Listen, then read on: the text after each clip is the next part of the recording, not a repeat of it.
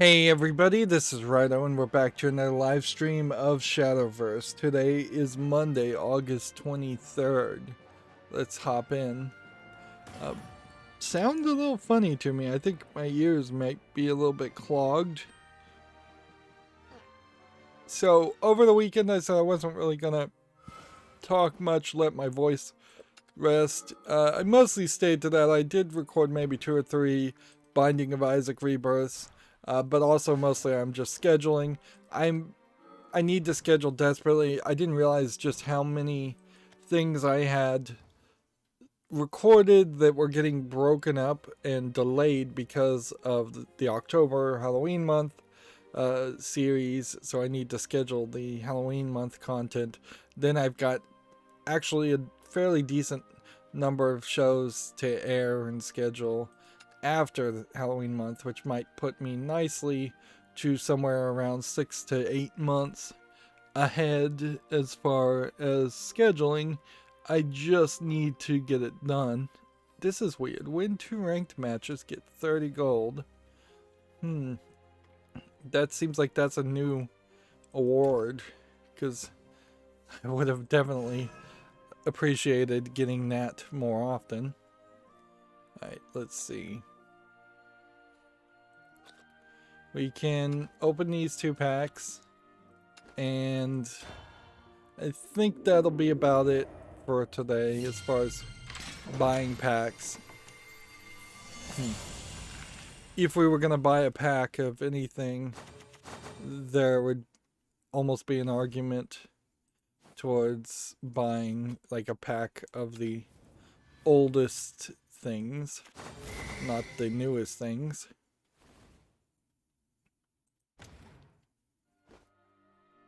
Yeah. So yeah, if we were gonna buy a pack, then you'd go down here and find, has there been a expansion where I haven't bought anything, and it seems like I haven't as far as Starford Legends. So 10 packs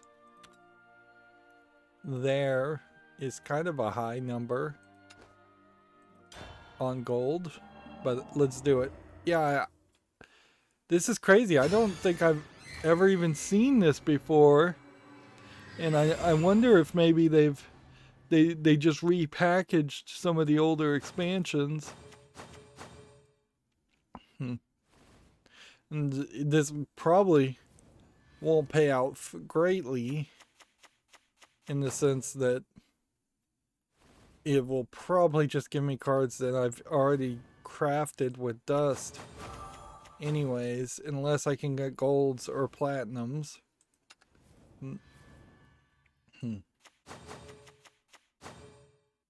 And I guess our goal here is to just get all the old packs, old expansions, to have at least 10 packs opened on them. Yeah. Still playing Binding of Isaac Rebirth as far as the accountability section. Never mind, that played off very nicely. 2 platinum cards in 1 pack. But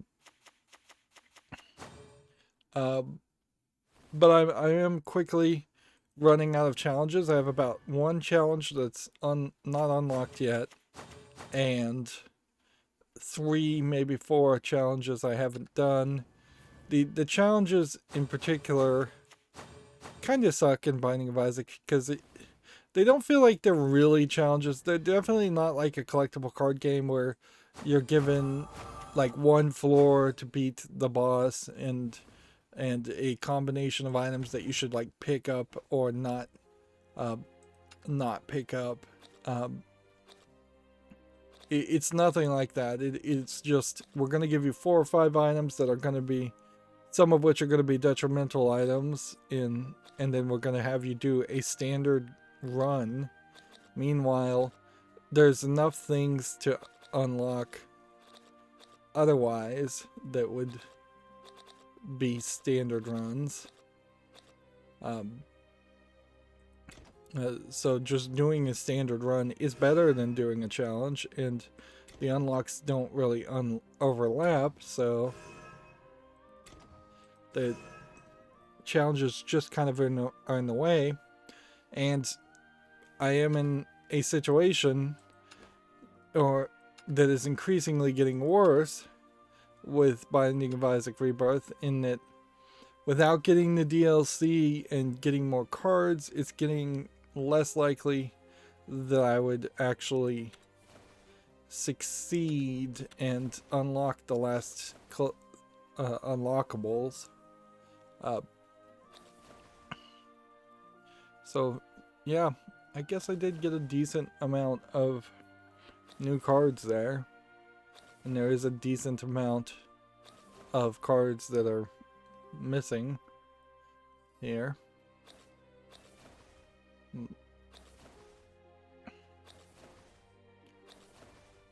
So that probably helps a little bit. But yeah, I am pretty much getting wedged on Binding of Isaac Rebirth to filling up the donation machine, which I'm at about 400 coins out of 999 that you want to put in the machine. So, like, I would have to play a lot off screen to get coins to dump into the donation machine.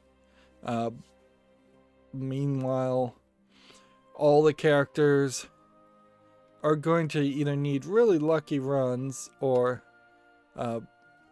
yeah, I'm just going to have to get lucky runs in general. I guess I don't have to play a specific character class. That's interesting.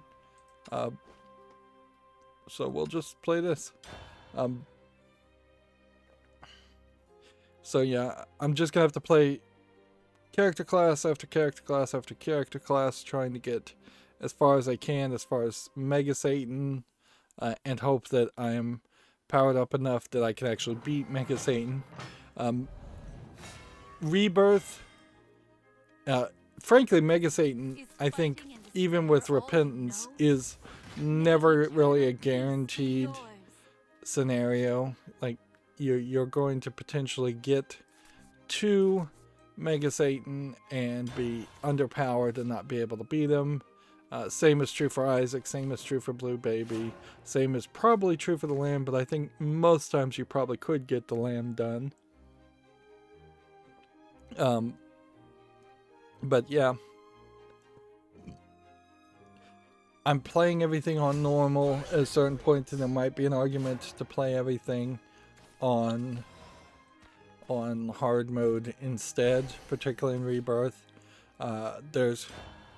There's less than 100 secrets to unlock, and I think a lot of them might be a lot more just random. You've got to pick up certain items, or you got to get a specific combination, or you've got to beat certain bosses a certain number of times, or you have to just beat certain bosses with certain characters. Theoretically, there are 5 characters in Rebirth before Afterbirth Plus, and Repentance DLC starts adding more, which honestly, I think Repentance, by adding more items and just adding more variety, makes it a much better game. There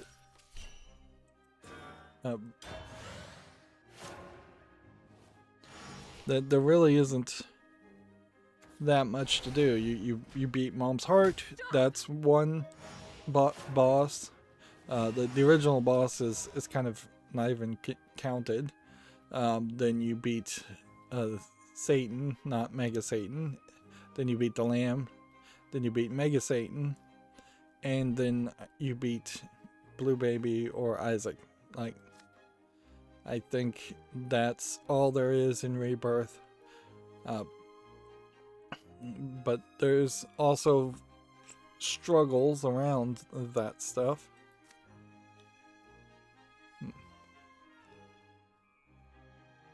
That have to be considered also. That today we'll lift some heavy scriptures. You aren't going to get a super lucky run to get all the way to the end like I was at the beginning of the series. I'm more and more just dying or failing fairly miserably. And there is a problem in that you can't just jump to Mega Satan and practice him. that feels like that's where a challenge in Binding of Isaac really could have been, is just, hey, let's have a practice mode where you can go in random rooms and fight this these characters, or this specific character. Not a random character, but the character, the boss you want to fight. That way you could just practice it quite a lot. Too much of Isaac is centered around the idea of getting a game-breaking combination of items that change how your character fires or how much damage it does and such. Whereas I think Isaac 2, if you would ever make an Isaac 2, needs to be way more of a fighting game mentality and skill-based focus, to the point where you probably wouldn't want items that are negative at all, or very rarely negative items. And you might want just straight up an RPG element where characters get experience for every enemy they defeat, and they just get stronger and stronger no matter what. The idea of making a Binding of Isaac 2 also seems kind of silly unless you... Like, the best thing I could think is you bring in, like, a little Indian girl or boy, whatever, who then is brought into Isaac's imagination and goes through a Indian Hindu type religious depiction of going through hell. Or it doesn't have to be Indian religion, but it couldn't be a Judeo-Christian religion. It needs to be something completely different, leaning on completely different iconography. I'm saying the wrong word there. Dogma. That's the word to use. Yeah.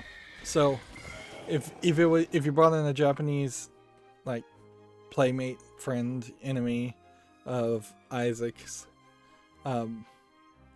and then it's all Japanese monsters and Japanese items, then you could do that. But you, at that point, Nicholas, the developers of Binding of Isaac, basically need to, like, shop out to a Japanese company to make that game, because otherwise they probably wouldn't do it justice. Like, it could be Chinese, like the Chinese hells and the Zodiac stuff. It could be more focused that way. I don't know if there's any specifically recognizable and rich enough other regions based on other religions that would work or make sense. And if you're not going on a religious perspective, and Isaac 2 has, like, nothing to do with religion whatsoever, that would feel very weird. I don't know how you could make something that has the same theme and feel otherwise. The only other thing I could think is you could try and modernize it, and like, that would probably be fairly bad too if it was this is the story of Isaac being abused just by modern crazy people, and no reference to religion at all. That probably wouldn't work either.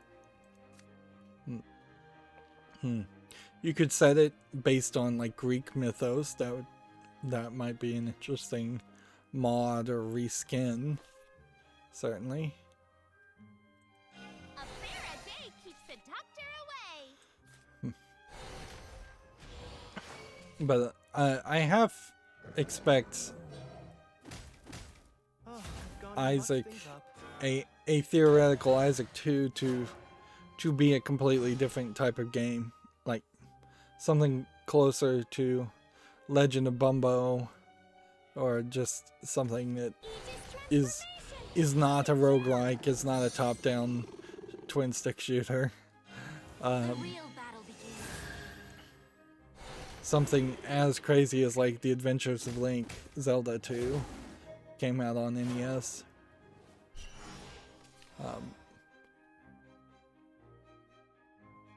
But yeah, that's pretty much all I've been doing this weekend, just scheduling and playing Isaac, resting my voice, been working on massive amount of corrupted files and finally getting a true vision of just how many files were corrupted with that external hard drive.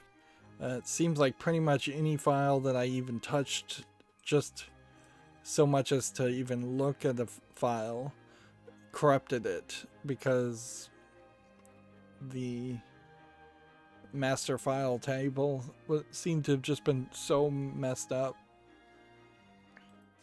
And then in the effort to move things around, I took the corrupted files and just copied them over to another hard drive.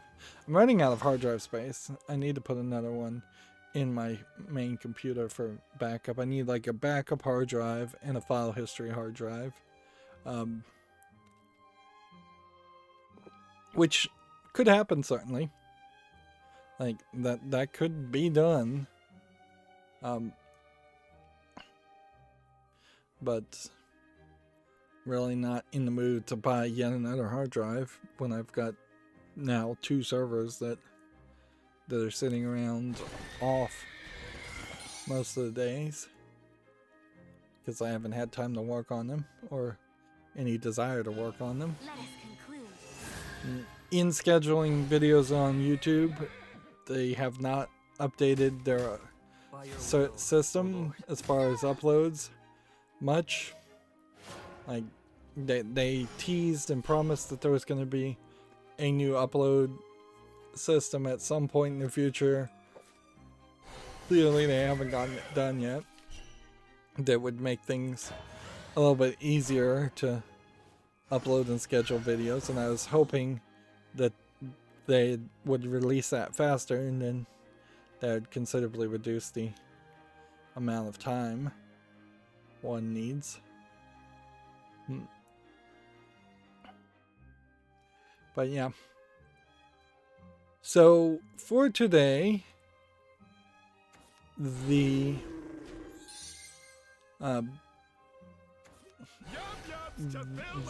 a little bit of news, but it's mostly going to be video games that came out over the weekend and earlier on Friday that we left over on Friday. So the focus today will be to...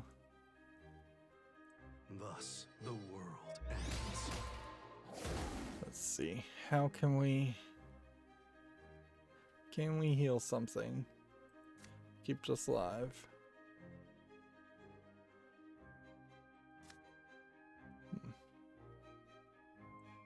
Think you do this. I think you play this.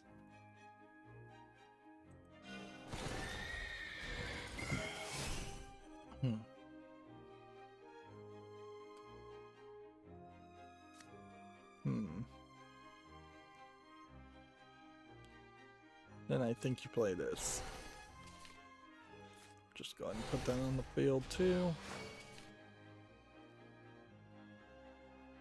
And see, I could trigger this to restore 3 defense to my leader, but I don't think I need to.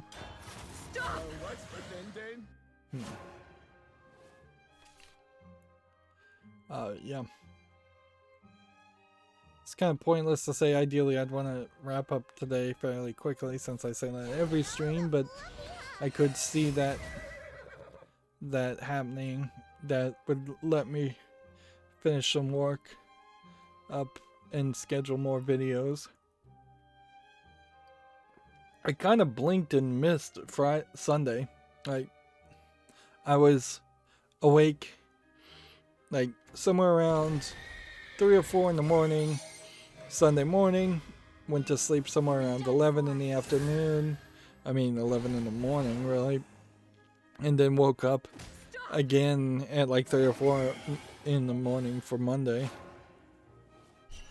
Which, yeah.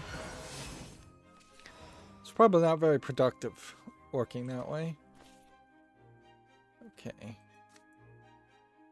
This could do 2 damage. This can heal here. And then can't hit this guy, can I?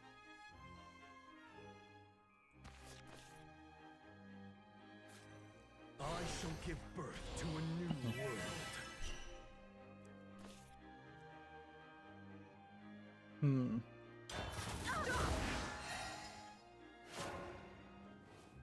Yeah.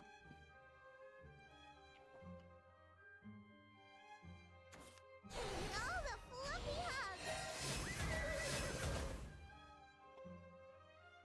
So here we have a game on Steam, Surface Virtual Detective Collector's Edition for Big Fish Game. Hidden Object Game, $8.99, English full audio. What I'm noticing here though is that is slightly cheaper.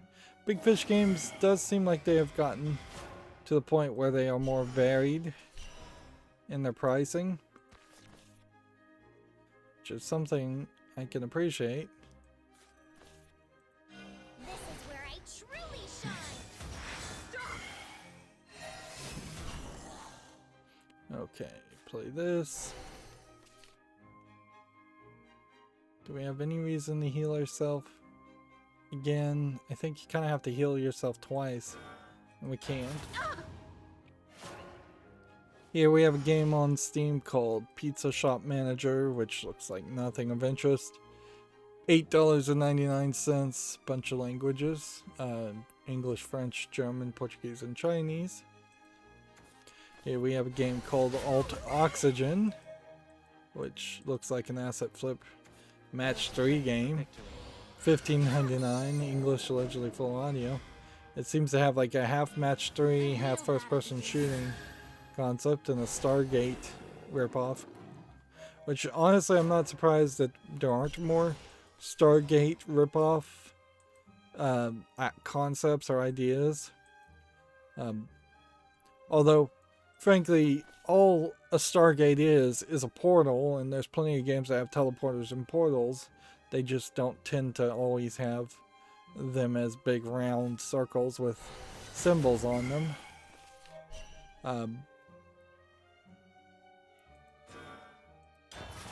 And there is theoretically a Stargate game in development, so we might see some rip-offs of a Stargate, more rip-offs of Stargate concepts as in the next 6 months to a year. Here we have a game called Happy Day, which just looks like an asset flip troll first person shooter game. $1.69, English only. Here we have a game called A Field of Flowers and Stars, which just looks like a low effort visual novel for free, so I guess the price is right. English full audio, I would assume that is says fully voiced characters. Yeah, I definitely would appreciate the idea of having fully voiced characters, even if the voice acting is always going to be potentially subpar.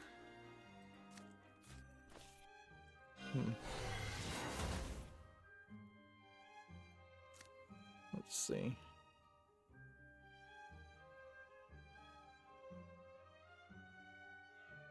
Is there a reason to play that? Is there a reason to play that? Reason to play that? No. Stop! Here we have a game called 100 Hidden Rams, where I thought it was cats before, or frogs. 79 cents. Yeah, 100 Hidden Cats. English only. They're making too many of these games, frankly. One good version of that game is really all that should come out each year. Here we have a game all in Asian characters, which looks like a Balance is still RPG game. Maybe using RPG Maker, maybe not. Looks a little bit more polished on an RPG Maker game. Punishment is a blessing in It's disguise. $11.99 Japanese only. Here we have a game called Bird Boxing, which seems to be player versus player as birds. Which, if they were anthropomorphic birds fighting this way in the 2D side fighting game, I might be interested. But if it literally is just flying around, crashing into each other, that's a dogfighting game, and it's a more of a party dogfighting game, which you don't see a lot of those. English, Spain, Spanish, 424. Let me hit this. The zenith, for there I will rise. Okay. Hit this. Today we'll lift some heavy scriptures. And then do this.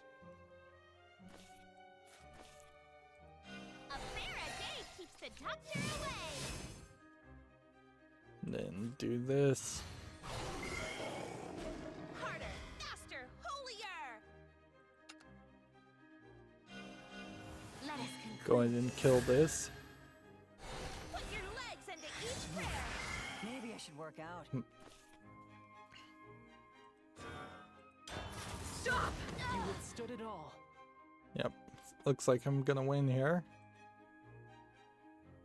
Here we have a game on Steam called P0, which looks like nothing. You know what? If we can burn through games, and this is a relatively short day, we could finally get around to doing some wish list cleanups. Yeah, P0 totally does not look like anything of interest. Doesn't look like anything at all. Here we have a game called Typing Incremental, which just looks like some low effort typing game for free. English only. Real battle begins. I don't know why you even make typing games instead of just making typing software. But can we win this turn? I think we can. Just play this. Hit this, I guess. Where I truly shine. Stop! Play this. Like I'm up.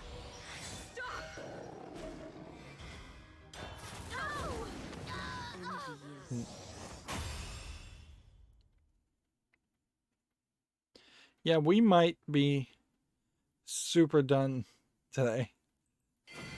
Like, this may be super, super easy. Of course, opening a little treasure chest Pray that you will be freed from suffering. is weird. I went through the color of my monitors and tried to balance them out, probably pretty poorly, but I was really tired of going from one monitor to the other and just having one drastically look different. I couldn't find any color profiles for any of my TVs, but I didn't look that hard either. So, the daily golden treasure chest is unclaimed. So do you get brown treasure chests until you get the golden one? So do you have to get 5 brown ones, or do you have to get 5 victories to get a chest, and maybe it's a golden chest? I don't know. I still don't really understand this. But yeah, it does seem like the colors, maybe I had to bring everything down to be less vivid and less bright, but in that effort, that did balance it a lot more. Theoretically, changing the color on a TV though won't change anything on the recordings, and so no that issue there. I did notice a weird issue with the audio. It's that for something messed up where I was not hearing the in-game music when I was recording Isaac, and I quickly changed the settings so I could hear it, but I don't know how that would have changed or what happened. But yeah, for a brief second there, I thought I also had recorded an episode where the game music played to me and didn't get recorded on the actual file. Which that would be weird. Theoretically, that would help with a lot of content ID claims, certainly. Like playing a Batman game and just having the Batman theme music that's constantly playing not get content ID'd.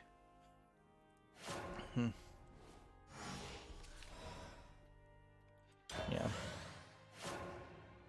Moving on, we have a game on Steam here called Crossmade, which looks like it's just maybe a Chinese visual novel. Frankly, when I hear a phrase called cross-made, though, I would expect it to be a cross-dressing maid or cross-gendered maid. I don't see that. And the main male character looks to be a male character. You know, an effeminate male character, but I don't see any boobs here, so I'd assume male. This is $2.09, Chinese only. So, yeah. I think it's still somewhat heavily discouraged, if not illegal, to depict homosexual relationships in China, so I wouldn't expect to see a lot of that happening for a Chinese market. Here we have a game on Steam called Air Hunter, which just looks like a kind of generic shoot 'em up. I like that it's widescreen, but the background looks awful and the game looks awful. $2.99 English only. Here we have Farmer Life Simulator, which I don't think there's quite enough polish visually here to want to play this. You can see it's also mixed reviewed already. $16.99 discounted, whole bunch of languages. I think we'd say no to that. Right, let's hit this. And then is there anything else we could do? No. I may lose this turn.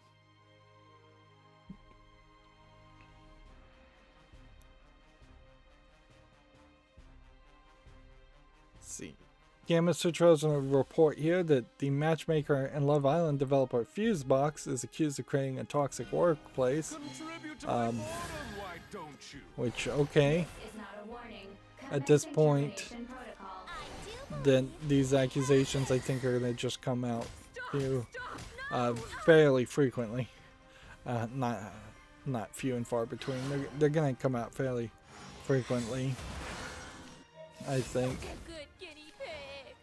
There definitely are jobs I worked where I felt it was a toxic environment, and I don't know if there would have been any chance of me being listened to on those accusations, but it might have been nice if some of those employers were afraid of their bad deeds getting highlighted. Of course, I also worked some jobs when I was very young that if I did come out and make those accusations, it's very possible society would have just laughed in my face and gone, yeah, no, that's just how every job is, or that you were totally in the wrong and you were totally being immature and childish.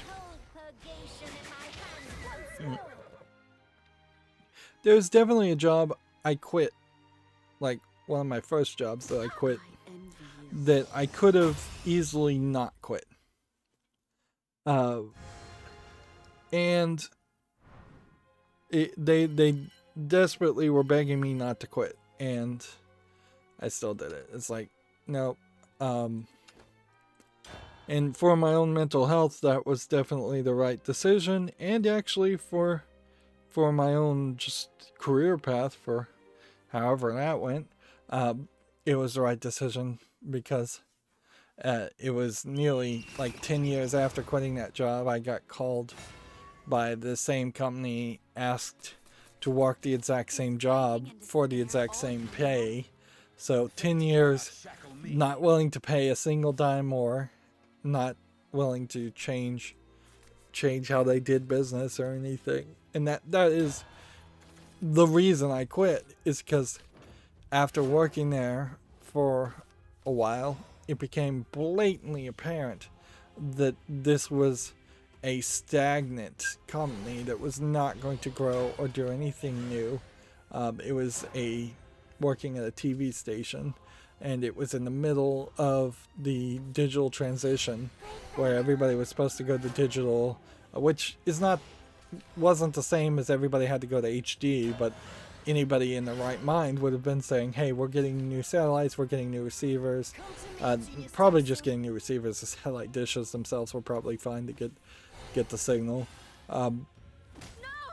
They were getting new receivers, very expensive equipment. It would have made a lot of sense to future-proof it and have it to HD, which for a TV station in general would have still been 720p, not even like 1080, 30 frames per second or anything like that.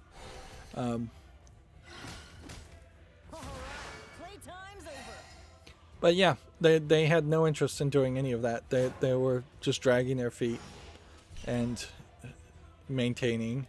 There was very specific problems with the equipment we were using in the job, and instead of trying to fix it, they just wanted to often just document that a problem has happened, instead of saying, no, this whole setup is bad, we need to get new hardware, replace the equipment, and get away from this. And ironically, it was often the hard drive server that was the problem, where all the TV shows were being recorded and aired on digital analog tapes, which they also were problematic and always breaking down, but there was a lot of them, whereas there was only one hard drive server. But you would have obviously had just one big hard drive server with all the video, and you would have been moving everything to digital, or everything would have been digital. But no. And so a significant amount of my job boiled down to putting a tape in and taking a tape out and putting in another tape, and it was just like, ironically, this highly technical job that I felt I was qualified for, and then technical sounding job certainly, but then they had boiled it down to the worst experience possible, where you are just doing this menial labor task of take widget A and put it in slot, take tape A, put it in slot B, take out tape in slot A and put it in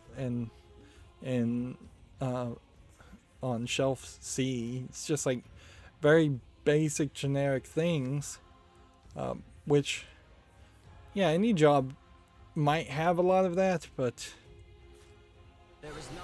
that's all they kind of wanted to do. And then they were just an incredibly negative job too. Like the attitude just stunk. All the employees' attitudes were just terrible.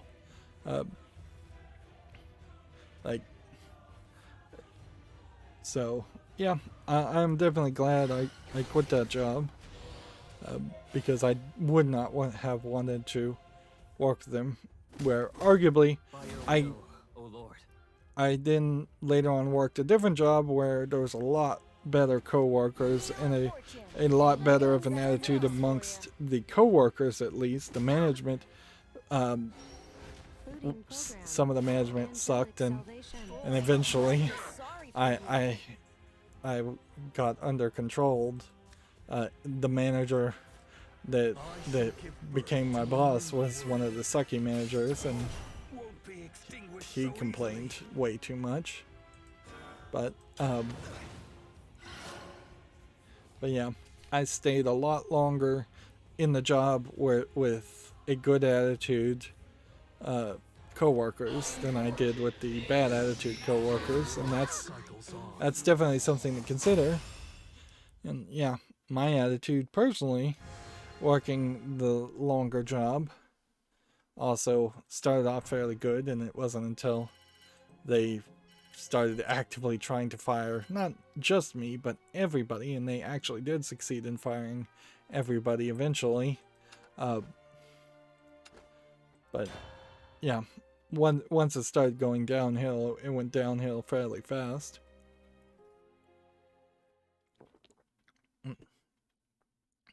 And the job I stayed much longer. Was an extremely menial job.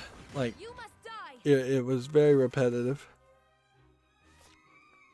And then inherently, if I was going to try and work a tech, another IT job, again, I'm always extremely cautious around the thought of working an IT job as far as how much of this is really just going to be customer service, help desk level 1 stuff, because that's not what I want to do.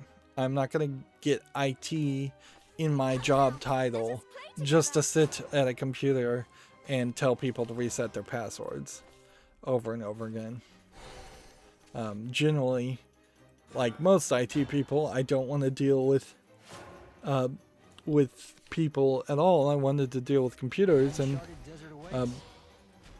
that's why I definitely would be much more happier in the development ops side of IT than I would be in a like support ops side of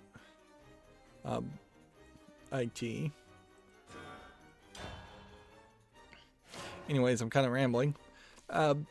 That's a long rabbit hole just to say, yeah, maybe we will get to some kind of idealistic future where a single complaint about an employer potentially wrecks that person's business and livelihood enough that they can no longer run their business.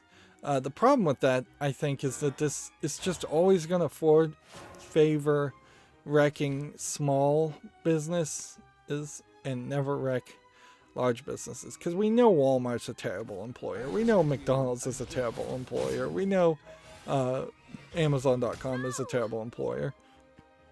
No amount of complaints is going to tank their stock prices, or cause Amazon.com to go out of business. Ideally, it would be nice if that happened, but it won't. And no amount of complaints is going to create that mom and pop startup competitor to Amazon or Walmart or McDonald's. The day of reckoning is nigh. Yeah. Inherently, You're done for. we cannot continue to turn the blind eye to the fact that the only reason why the vast majority of people work jobs at all is because capitalism, late stage capitalism, or just regular capitalism, is a system designed to keep an impoverished, below a livable amount of savings point of finances. If all the Walmart employees had universal basic income and didn't need to work at Walmart, they would almost certainly stop working at Walmart. There would be a small percentage of people willing to work just because they're bored and have nothing better to do, to get a little bit of extra money. Though I set, I But will rise again. I think a large percentage of people would be more than happy just to take a universal living wage, but a universal basic income living wage, and pursue their hobbies and their actual desires, creating more art and exercising more and just being healthier, which inherently, if you're not having to eat fast food because you have to get to work all the time, your health potentially goes up. If you're not stressing yourself at a terrible job, your health goes up. We could save considerably untold millions, if not trillions, simply by changing the way an adult's lifestyle is in the United States and around the world.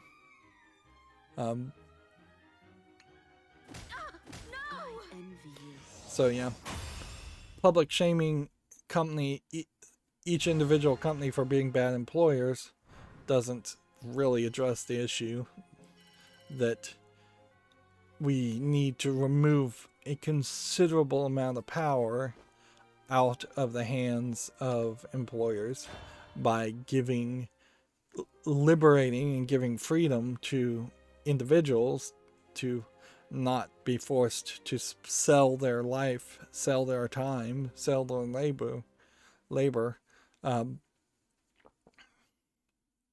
at extreme amounts.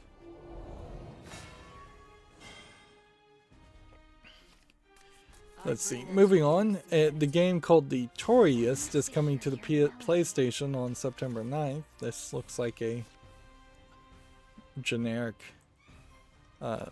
blocky game.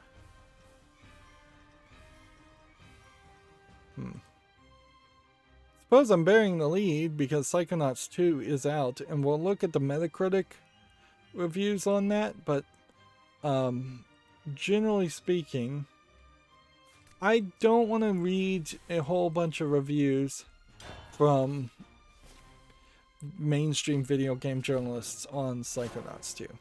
I want to just get a general idea of what they feel like. Clearly all these people have been given early access to the game, so they've already been compromised with a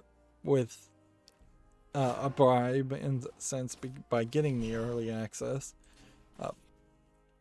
Clearly a significant number of mainstream video game journalists were going to be super hyped about Psychonauts 2, and Double Fine definitely is one of those SJW companies, or the people that work at Double Fine seem to definitely be the kind of SJW companies that say all the right things. So there's political motivation to also praise their game. But yeah, I would be very interested in seeing the user reviews when they come out, but the user reviews are also delayed 3 days. Inherently, you don't even have to get too deep to just say reviews on day one are pretty much just hype. Part of the problem, part of the hype cycle issue. So there's definitely an argument to not get hyped on that game or any new game.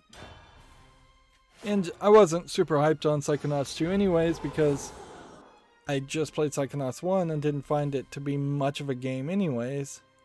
It is much more of a just collection of cutscenes telling a story, and the story was fairly generic. And I didn't really like the art style in the original game in 2021 standards, so.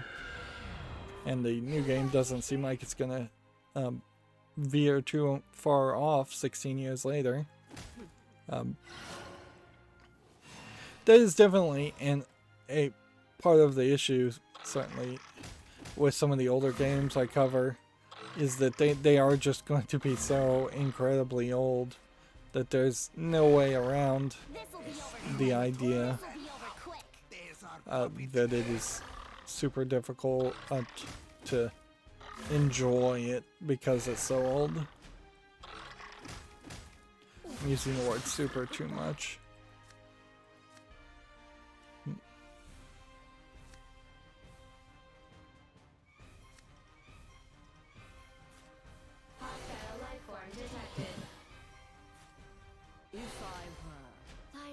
Terminating hostile life form. Hit that, and that. So yeah.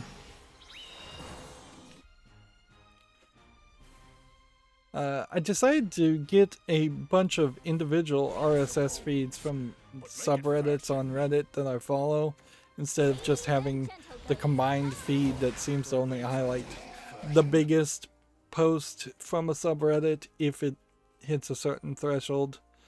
So now I'm getting just like the full flood. In a lot of ways, it's not going to change too much, but it's put some new life definitely into using the old version of Beyond Pod, which I still use. As far as just having more things that I could look at. Of course, I can't deny the fact that I've been spending a lot of time doing a lot of other stuff instead of making video game content. But I've also been making video game content, so I don't want to become a workaholic too much.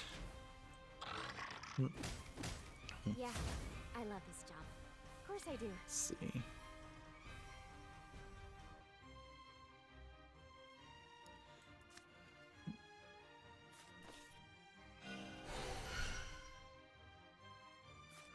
Verifying access. Watch as I wind and wind. That, and that. Moving on, Gametsu says Alfred Hitchcock's Vertigo, wouldn't it be an apostrophe S there? For consoles has been delayed to 2022. There's a new trailer. Let's check out what the trailer is. Yeah, it is an apostrophe S. It's from Microids, which I think Microids is the developer of the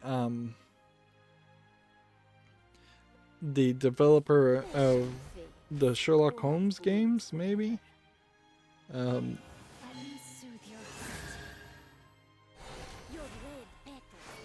So yeah, this would be interesting, I think, in part because I don't know, like, I don't know the movie Vertigo. My familiarity with Alfred Hitchcock is I watched a few of his episodes of his TV show, and I watched his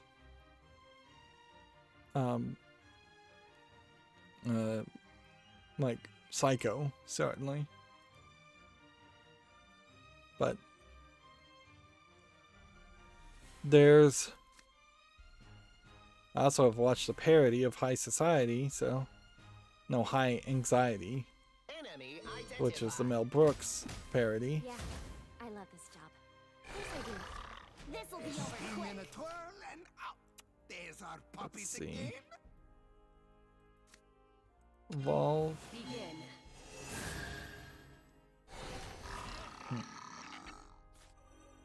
Oh, my beloved Nava. Let's see.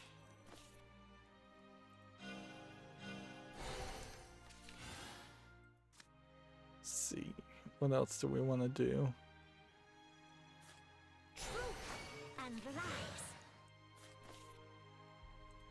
Everything was a lie. And did that wrong. Watch as I wind and wind. There's no retreat. Yep.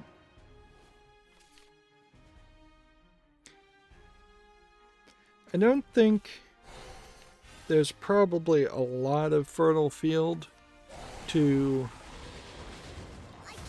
make games based on old stories like Vertigo, Alfred Hitchcock or otherwise. Strangers on a Train. A lot of those movies, I guess, wouldn't really be recognized, so you probably could go for a while doing that, in the same way that you could make a few games based on Sherlock Holmes. Arguably, maybe there's more Sherlock Holmes games out there than anything else. Hmm.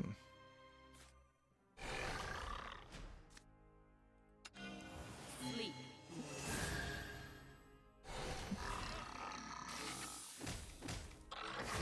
I'm not lonely.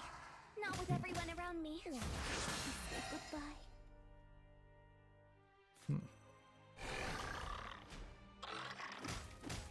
There's no other way. There's no retreat. It's not surprising that a game that was barely just announced is immediately also delaying. There's no other way tonight. It does seem like Western companies are more willing to do that these days than before. Let's see, here we have a game on Steam called Supernova Stadium, which just looks like a first-person shooter, maybe with some reflections and laser concepts, but the visual polish there is kind of a problem. The concept's not terrible, to have laser guns that are bouncing lasers all over the place, but also that's not really what a first-person shooter player versus player game wants. That's more of a ricocheting laser game concept that You are mine forever. it only works as a gimmick for a short time. And then you're gonna have to recognize that the gimmick is done. Alright, let's do this and this. Then do this. Tell me what to do, please. And Truth this. and lies. Everything was a lie. And this. Truth and lies. And this. Everything was a lie.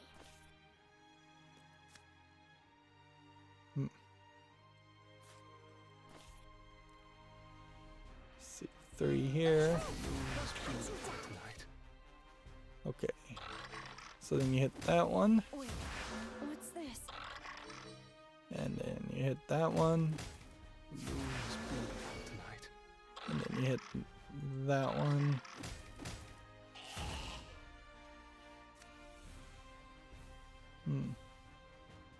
Then we end the turn. Here we have a game on Steam called Dino Bags Arcade, which looks like nothing of interest. Righteous path. $4.99 English only. Here we have Slime King's Tower, which kind of looks like Binding of Isaac if you had a worse looking visuals of Binding of Isaac. Dyed blue. Actually, Power of mortality.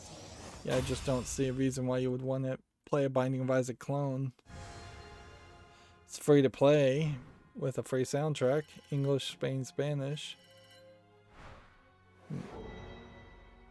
There, I just lost a rank.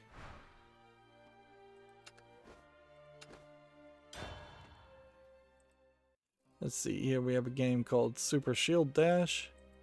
A lot of these games I could just curated away. $1.99 English only.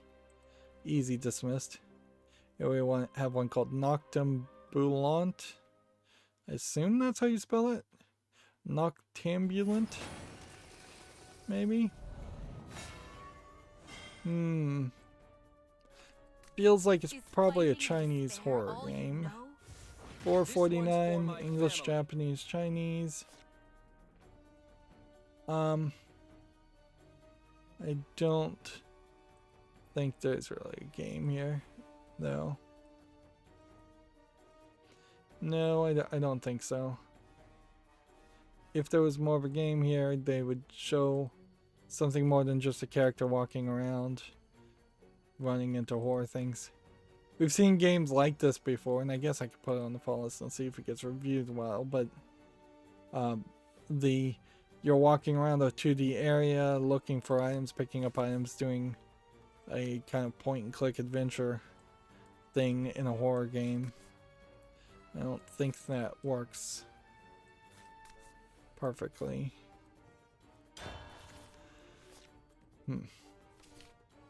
Here we have a game on Steam called The Endless Adventure, which looks like nothing of interest. It's English and Russian. Here we have one called the Maricot Deep, which looks to be a diving simulation. Then it turns into a turn-based strategy game. Weird.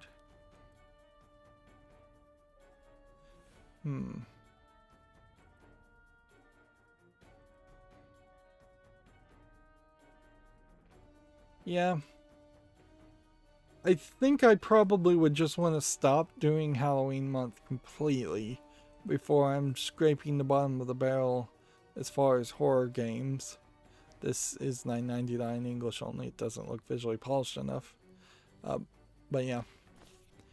If I was just playing flat 2D horror games where you're walking back and forth and there's like one flat 2D horror monster that might attack you, or if I'm just playing asset flip horror games, things that really aren't of any quality, I think at that point I'd just stop playing horror games in general.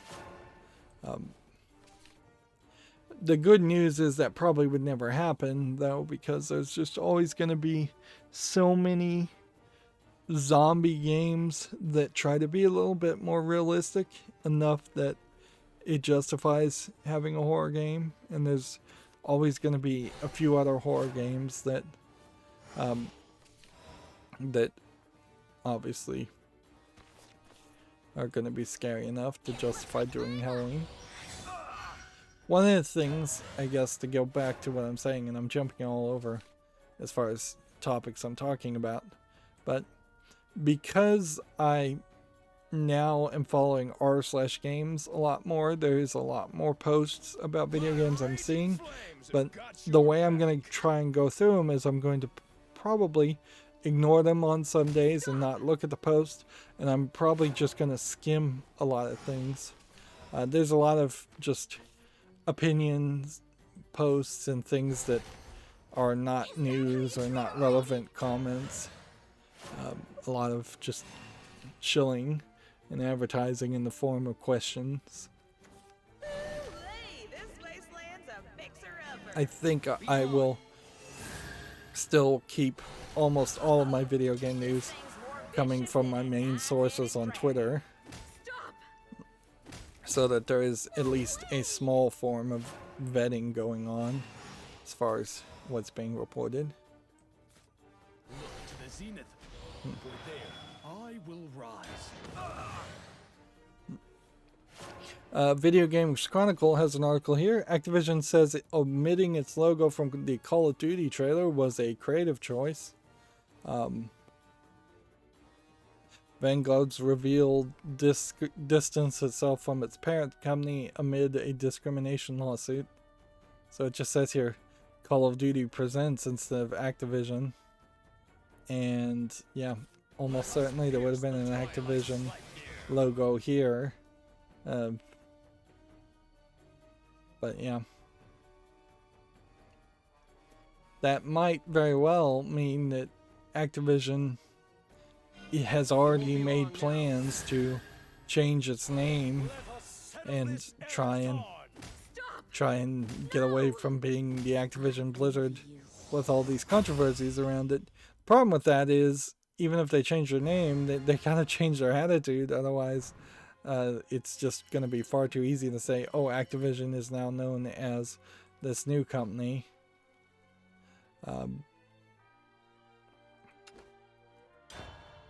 Let's see. Video Game Chronicles has an article. Herman Holst is the latest PlayStation exec to insist, quote, it still loves Japanese game. The studio's boss insists the platform holder is investing in the region despite recent closures. And in a funny way, they kind of are investing in third-party game developers in Japan.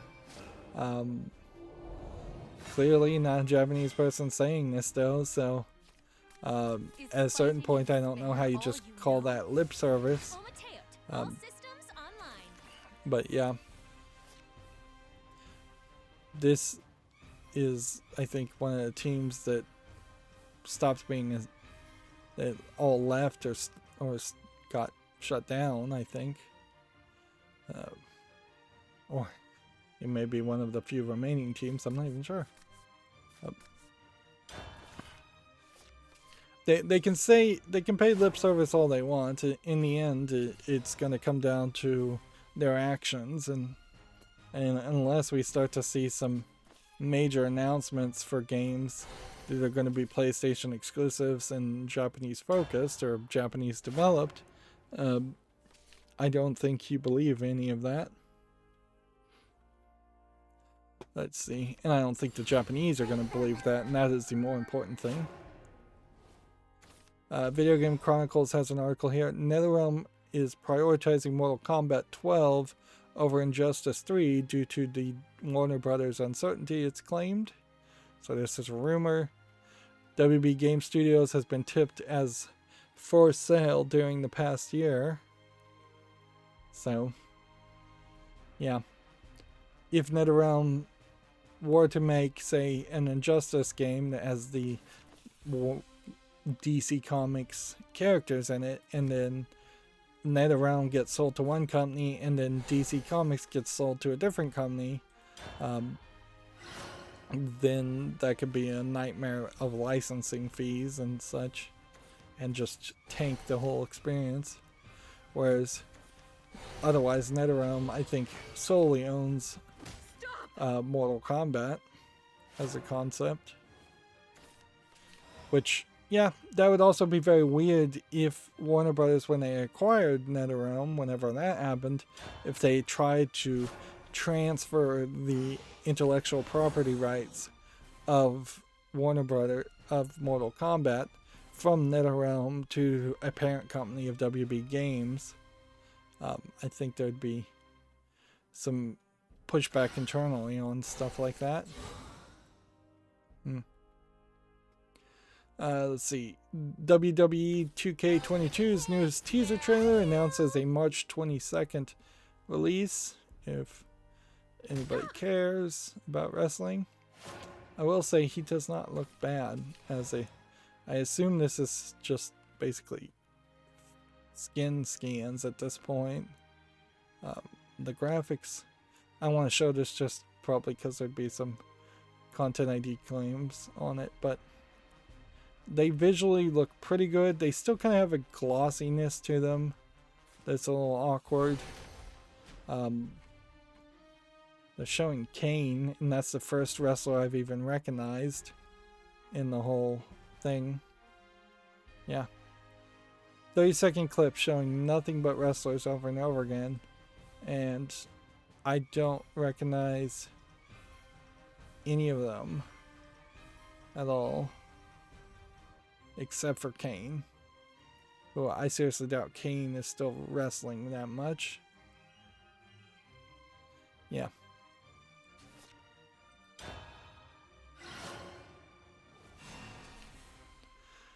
The problem with the wrestling games is that they're always too expensive and too difficult to get into.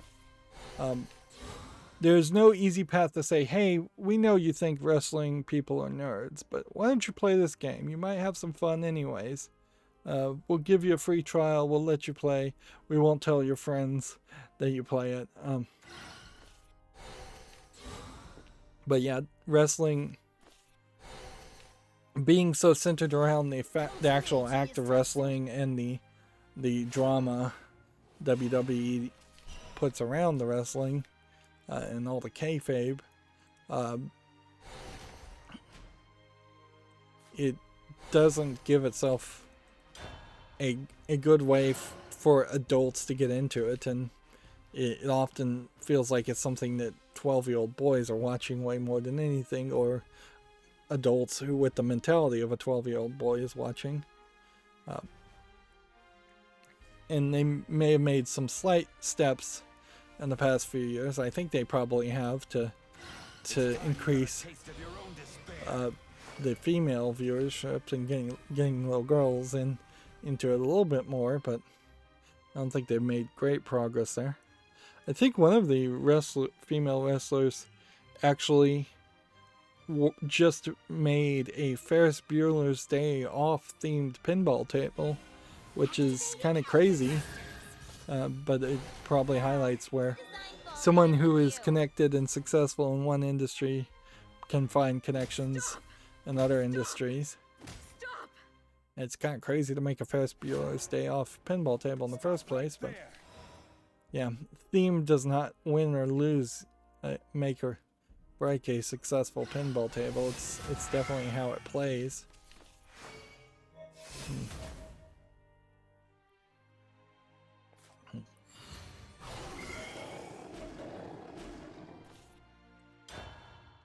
Let's see, moving on. Video Game Chronicles says Destiny's latest announcement could be could corroborate, that's a big word, I don't think I've seen that printed in a long time, an expected Halo crossover, so Destiny maybe having some Halo skins in it, which, who owns Destiny at this point? It would be my question. Bungie.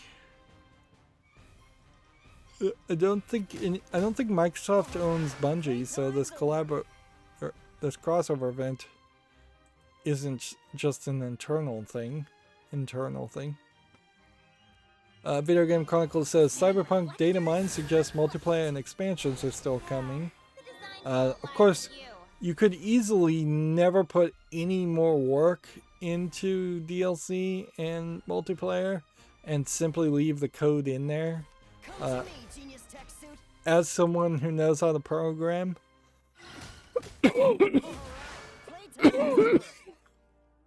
excuse me, as someone who knows how to program, if I'm being given 80 hours of work a week to do, the last thing I'm gonna do is say, hey, let's clean up this code and remove elements that aren't being called or used. So it's very believable that that would just be there as a remnant. Today we'll lift some heavy scriptures.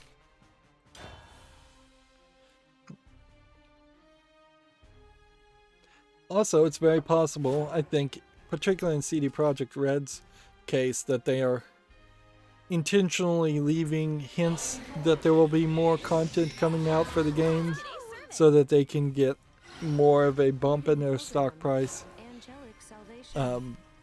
Because it does seem like they are kind of heavily focused on the idea of maintaining and improving their stock price more than maintaining and improving the game. Okay.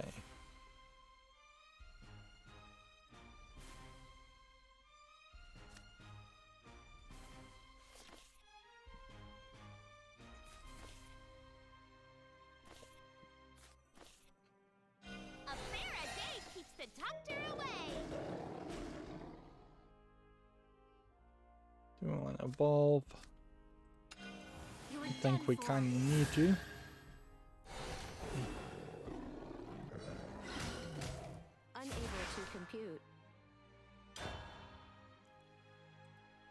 Let's see, here we have Granny 3, which I've rejected Granny 1 and 2, so there's no reason to not reject Granny 3 on Steam. $4.99 English full audio.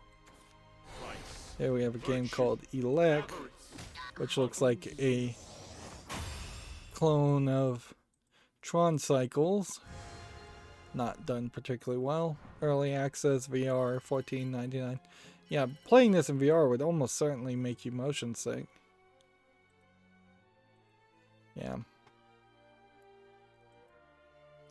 Well, even with lower expectation as far as the daily quest, it seems like there's a decent chance we're not going to get that many victories today. Yeah, the time just kind of melts away as I do these live streams. Is fighting and despair all you know? This one's for Like, here we have a game on Steam called Aim Go Go Go, which is just an aim trainer for $4.99 English and Chinese.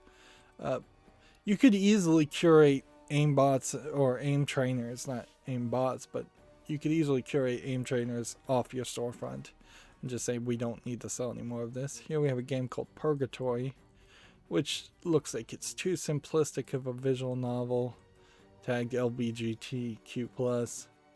It's free, I guess, English only if you want to check it out. Here we have one called Melinia's Manor House, and you can see this is clearly an adult game that has been covered up to look like it isn't an adult game, with massive memories on the main character, and then it's just a generic RPG maker game otherwise. Yeah. The problem clearly is that these adult game makers that make these low effort adult games are stuck in a mentality of thinking, well, particularly in Japan, RPGs have been very popular for a very long time, so we should make an RPG because that'll get us a certain market share, and then we should make it an adult game because adult games are popular worldwide, and that will increase our market share. What they seem to not realize is that that doesn't really work, and that there's an accounting for quality that they are certainly not thinking about. On the other hand, I suppose it makes more sense to make a low-effort RPG maker game than it does to make an asset flip first-person shooter game and try and sell it to the West and then put adult content in it. Because there's considerably fewer of those types of games that have proven themselves successful. I truly believe that if you average a Asian gamers' likes and dislikes as far as gameplay styles and game mechanics compared to a Western gamers and averaged Western gamers' likes and dislikes, you will find that RPG and statistics and management are more appreciated for the Eastern gamers than they are for the Western gamers. The old stereotype about Asians being good at math, I think, has some small basis to it on average. Let's see. Next we have a game that's all in Asian characters, and this is a compelling shot you don't see in games too much. Someone being carried. Feels like this person is like needing of blood, but then it seems like he just falls into the same situation where it's a flat 2D horror game where you're walking back and forth. Also, this has dark screenshot syndrome. This is $7.19, Chinese only.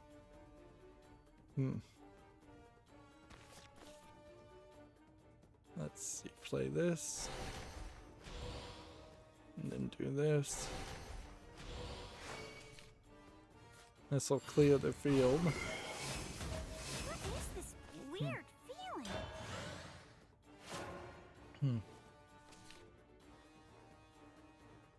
feeling? Ooh, interesting. I've never seen this before. Steam appears to be experiencing some downtime. Check steamstat.us. Something went wrong. We were unable to service your request. Please try again later. I have never seen that before. Steam has been fairly successful at presenting its content no matter what. Storefronts being down means you're losing money, so there's definitely an argument against not letting you have any downtime, or letting your site have any downtime. But then I just hit the refresh button and then it brought up Medieval Wars, which looks like it's just a hex grid game. $5.99 English only. Well, I guess we'll probably end up reloading a bunch of things then at this point. Video Games Chronicle says Call of Duty's Vanguard Alpha will introduce its gunfight battle royale. Which, okay. I don't think I really care about Call of Duty, but we'll mention it. The Wild at Heart is coming to the PS4 and Switch in 20 and 21. I believe we have seen that game before, so it's just getting more versions. Okay. Do this. There is not a soul without sin. You were done for. Punish the wicked. Spare the innocent. Let judgment fall. Do we want to summon some more guys? Sure. A bear a day keeps the doctor away.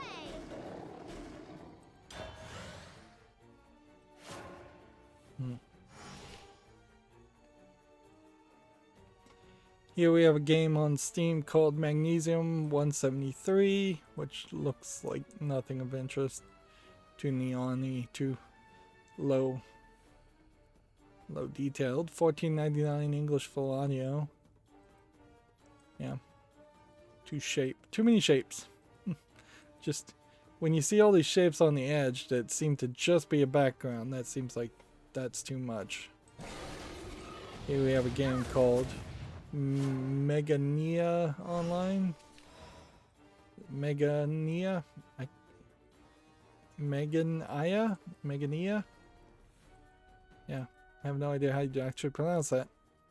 It's a free-to-play MMO, it says. English requires a third-party account. I have no interest in that. Here we have Ultimate Bumper Cars Dodgems.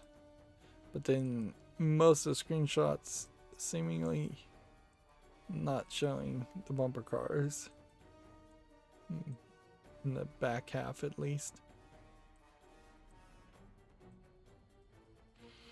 You know, the problem here is bumper cars, while fairly rare, are also kind of boring, and you can experience them in the real world. Unlike, say, racing, race cars or anything like that, where you're just never going to really have an opportunity to get behind a McLaren or a GTS 911 or any really expensive car that you would see at NASCAR or Formula F1, those kinds of things. There's like driving dangerously, driving at high speeds is not something you can safely emulate, but you can actually emulate and actually experience bumper cars, and when you do experience them, it is going to be a much better experience than any kind of video game version of that, because the bumper cars are all designed around the idea of bumping into other people and feeling those G-forces when you bump into people. So it seems like that's just kind of a dumb concept for a game in the first place. Next we have Football Academy Clicker, which obviously I'm not going to be interested in. $3.59 English only. Here we have a game called Ransack Raccoon, which looks like it's a stealth game.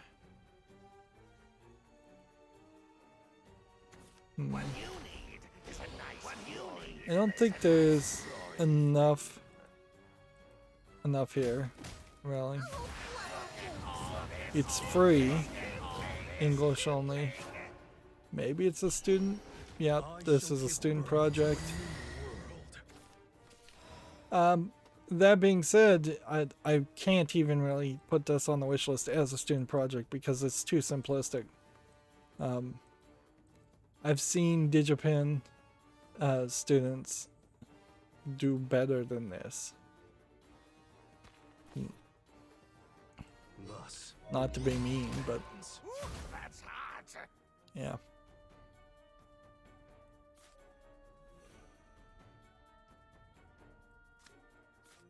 Smiles are the best medicine. Just go play everything.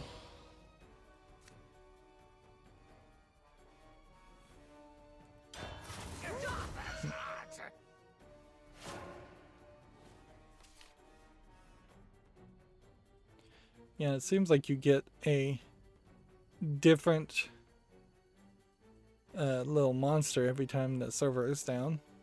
Here we have a game on Steam called Street Striker, Magic is a which sound. doesn't look terrible as a concept of a beat 'em up game. I don't think I see enough variety here though. So 79 cents, English only. I'll give it a chance. See if the reviews are good. Here we have a game called Cycron, which looks like a pixely Metroidvania game. Yeah, I don't think I'd be interested in that. $5.94, English only. Here we have Madden NFL 22, which is already mixed at 40%. How much does this cost? Starts at $59.99, really goes to $89.99. Third-party DRM, a third-party account, third-party EULA, English full audio. Yeah. Nothing there surprising There me. is not a soul without sin. The real battle begins. Punish the wicked. Spare the innocent. My apologies. Let's see. If I do this, I die. So we just end the turn there.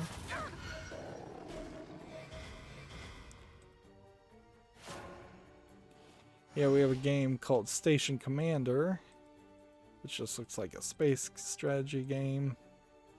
So not my style of game. $59.99, English only. Here we have Super Cup Online. Yeah, pretty much everything today is going to be dismissible, which means pretty much everything this weekend could have been dismissible. English, allegedly full audio. I doubt it. That's true though. Video Game Chronicles has an article here. The revised PlayStation 5 model has quietly gone on sale. This new hardware model, first listed in a product manual last month, has been spotted in Australia. I don't think there's probably too much difference.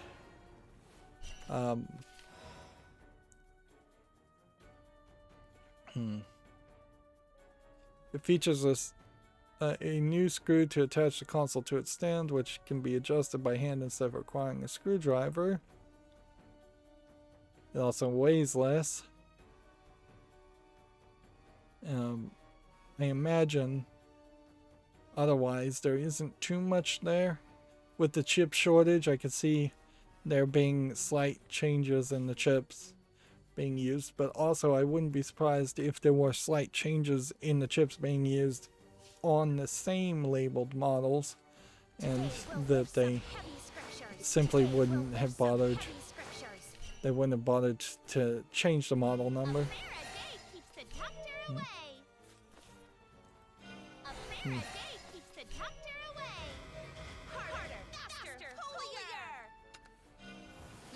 See.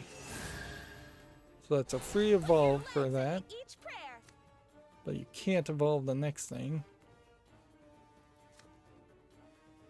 I don't think I have any reason to heal. That concludes today's sermon.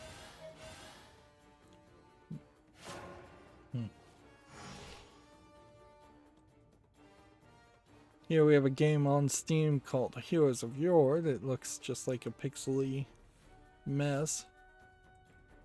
Seems to be just kind of fantasy characters in general. Robin Hood, was Alice from Alice in Wonderland, some other characters. Early access, $9.99. Here we have a game called Drift Kings. I feel like the game Drift Kings had already come out, but maybe I'm thinking of a different game. Early access, $9.99, several languages. is there enough of a game here for me to want to play it? I kind of don't think so. I don't want just something that's 100% focused on drifting. Magic is a sound and a scourge. Let's see. Here we have a game called Metal Golem First Contact, which there might be something here. Don't think it is. It's a mech game, for lack of a better description. $15.99 English only. Just because I'm not familiar with mech games and we don't see that many, I'll put it on the follow list. My apologies.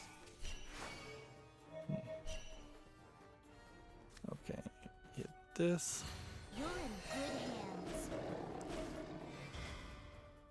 And then end the turn. No, I have to trigger 3 heals before the end of the turn, don't I?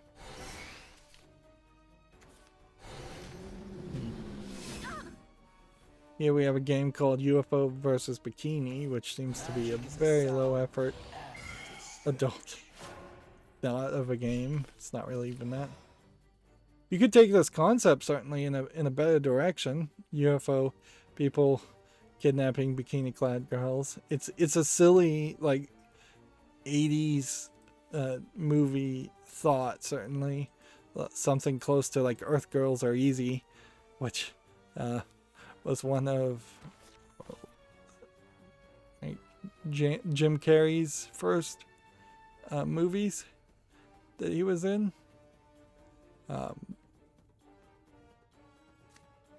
So yeah, you could take that goofy concept and do more with it. To a new world.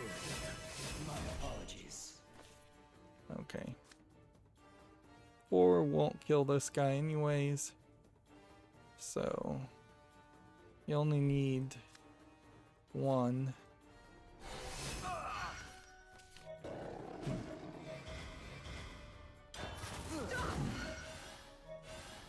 If I was gonna do 1, I might as well have done 2.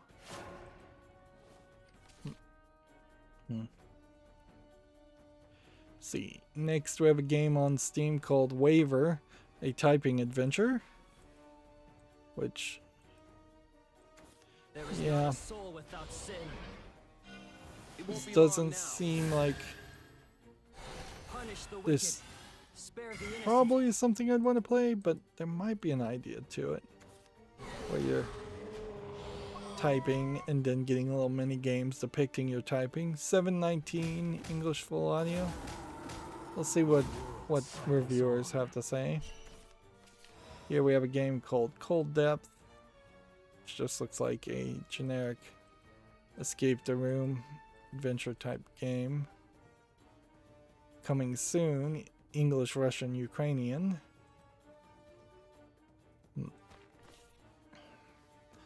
I have no idea how many games we have left, but I wouldn't be surprised if there's quite a lot.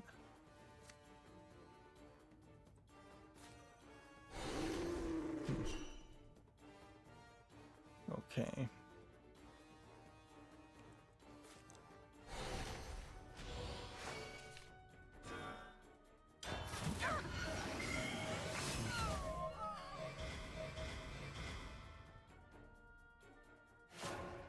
Here we have a game on Steam called Undefined, which just looks like it's nothing. An asset flip survival game. $24.99, too expensive. Here's this article we talked about on Friday from Gamma Sutra. Nearly a decade later, 38 studio employees are starting to get their final paychecks. This is 38 Studios was founded by the former Boston Red Sox player Curt Schilling, and it went into bankruptcy.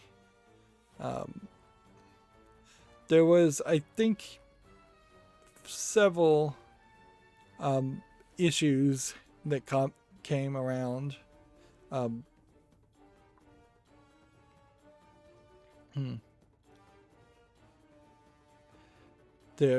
there's several issues that came around 38 Studios, but I will say Game of Sutra is totally wrong here to just put this snide side comment that Kurt Schilling maybe posted some pro-Trump thing story, like, because this is linking to a Forbes article. They didn't even write an article about this instance because it wouldn't have been a video game.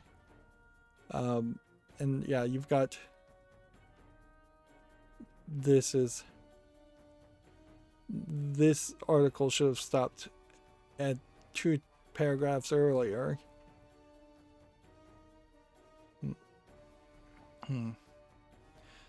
The Rhode Island state government had given loans out to 38 Studios, so that is in part, I think, why it has taken so long for the employees to get their money, their owed paychecks, is because the government itself, Rhode Island, was trying to get its money back.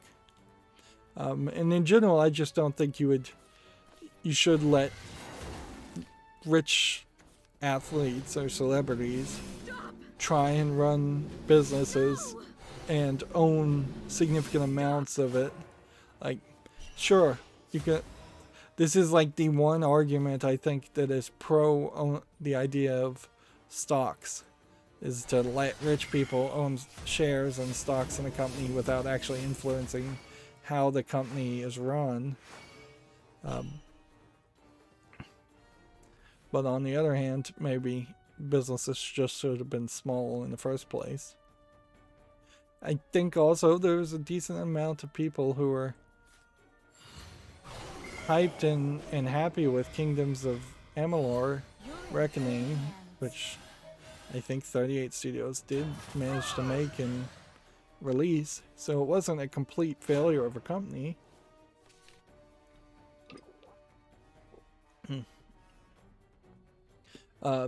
There is definitely an argument that governments should not give loans to companies, that they should either give grants and never expect it back, or not give grants at all.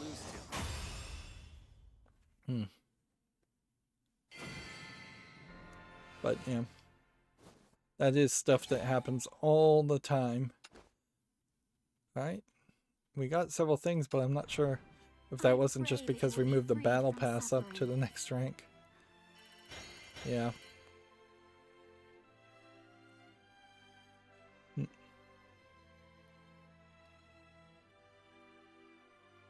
See.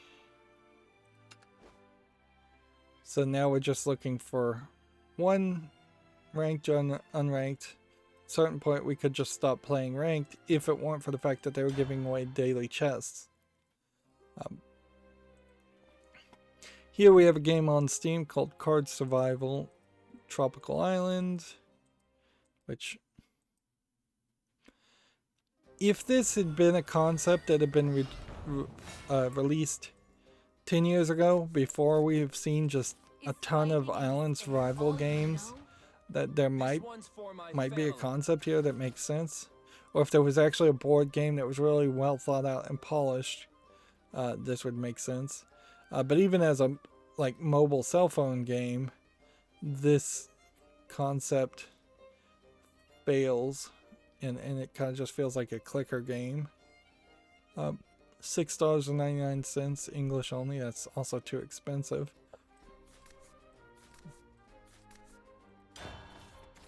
Yeah. Here we have a game called Ohio John Get Out, which is tagged as a puzzle platformer, but it looks way too blurry for something that I'd want to play. $3.39 English, Portuguese, Brazil. Video Game Chronicles says Aeon Must Die publisher claims no abuse or corruption, as no evidence of abuse or corruption as the developers cry foul. I think we had already talked about this story on Friday, but we'll mention it again. Which I can see the beginning of the end, which is great. Gematsu has an article. Sony Interactive Entertainment is investing in external Japanese development. That's a team that obviously worked with the likes of From Software and Kojima Production. So the quote here is they're working with an external Japanese development company that is a team.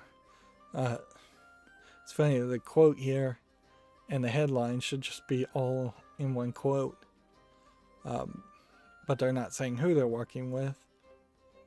And they are definitely not having internal development. Which,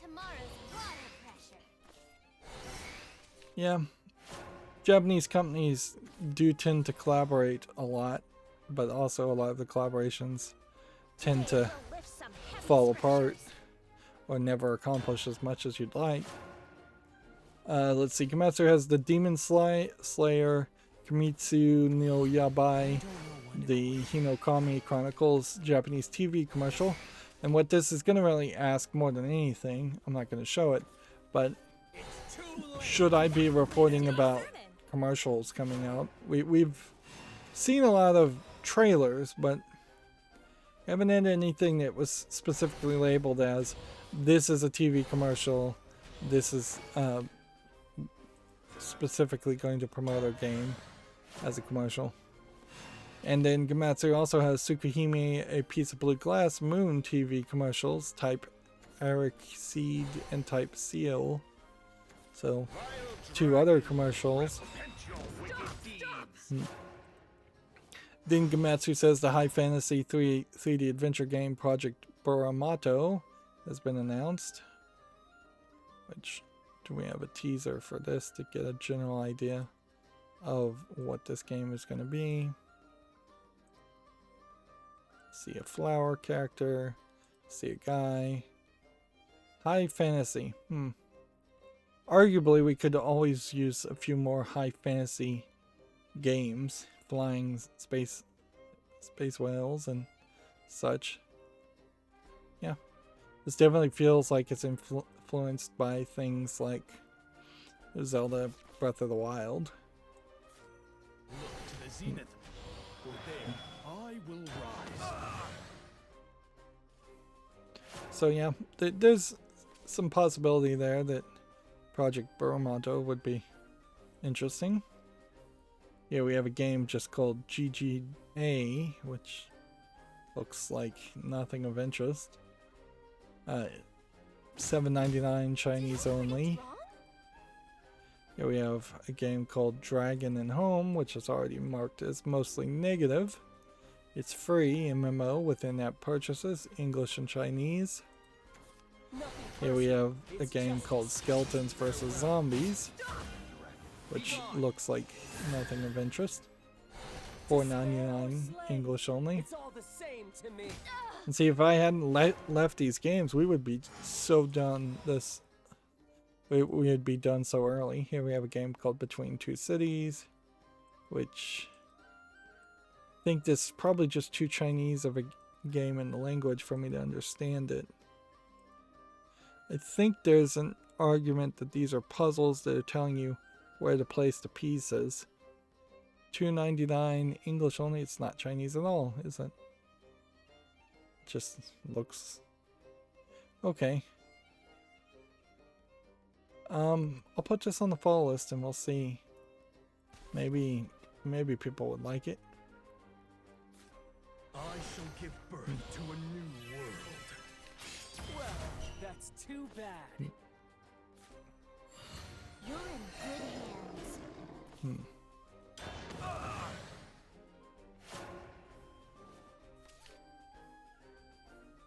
Let's see. Gematsu says the Demon Slayer game is going to add playable demons via a free update and post-launch. Which, okay. Seems like we're back into the hype cycle as far as Demon Slayer. They also have this week's Japanese game releases, Tsukuhime and No More Heroes 3 and more.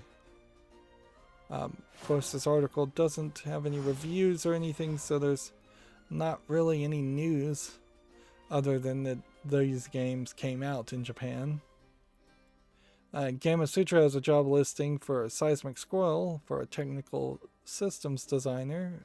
It is in Issaquah, Washington. It is a remote job, or at least in part remote. A lot of jobs say they're remote jobs, and then all of a sudden they fairly quickly don't want it to be a remote job. You were done for. And yeah, there's a lot of talk about a lot of jobs being remote jobs, and staying that way forever.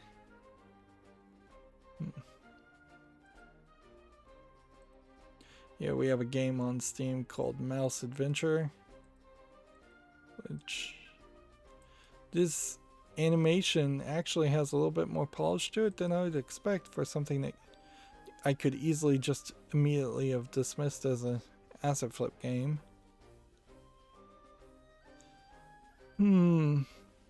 But yeah, there's not enough polish on the trailer. If anything, this feels like this is a vertical slice of an idea that needed a lot more funding. $8.99 English and Russian. Here we have a game called Draw Music, which doesn't look like anything of quality. $4.99 English only. Here we have a game called Little Cube Trip, which just looks like it might be a bouncing platforming game, if I was to guess. Way too much neon. $5.09 English, Russian, and Chinese. What might have happened here, and this would explain why there's so few games that came out today, is that the servers may have just been down for the whole weekend on Steam, and that's why it would be the reason why we don't have that much to talk about. Keeps the doctor away. If that's the case, that's fine. Let judgment fall. I had somebody comment on my YouTube channel asking me for tech support on a Deponia game I played a long time ago, and I'm like, just try reinstalling. Like, I'm not tech support. I didn't make the game. I'm just a critic.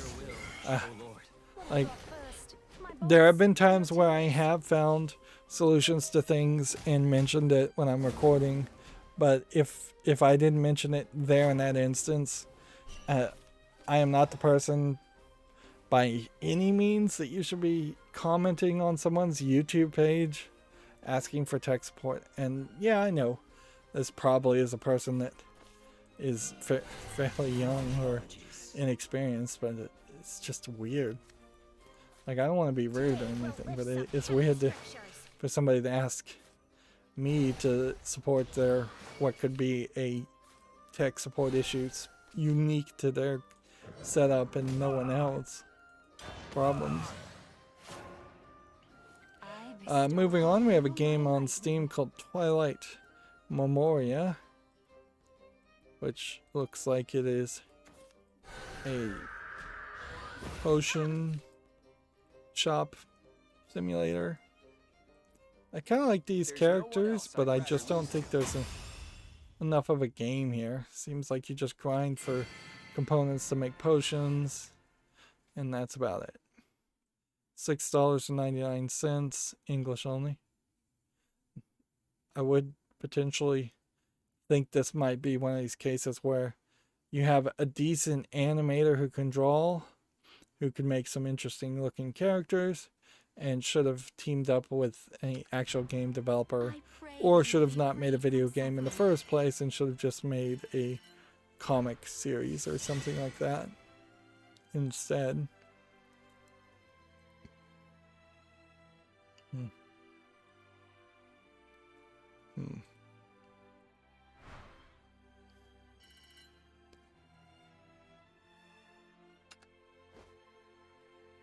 Let's see. Keep on playing. I think we already talked about this, but apparently Halo Infinite won't have co-op or Forge mode at launch, according to Gamma Sutra. The tiny build is going to acqui-hire ramen developer animal for up to 10.2 million. Fighting and despair all you know? Again, I don't know the game May my ramen. prayers light the world.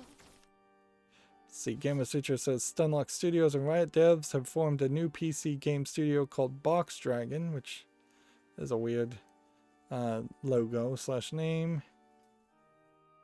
It is in Gothenburg, Sweden. It seems like there is a chance that Sweden is just going to become the center for all video game development, in major part because of Embracer Group, and I assume that there are some very lenient taxes or incentives that's causing that to happen more.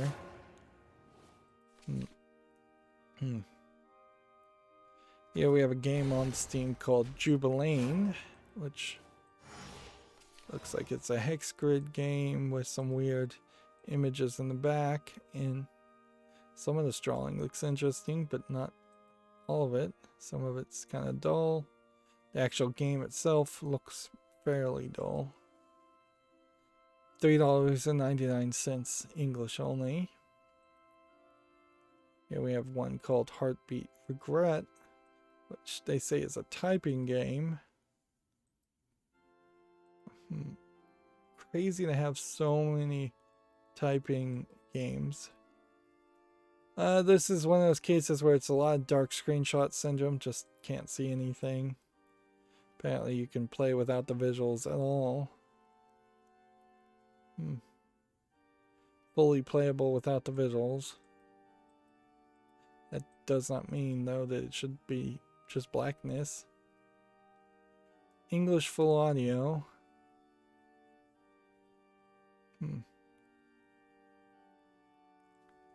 Yeah, I don't think I'd want to play this.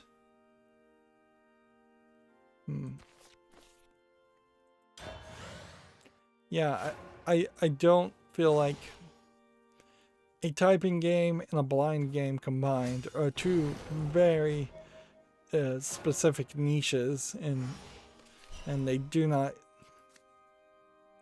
make any sense combined. We'll lift some heavy scriptures.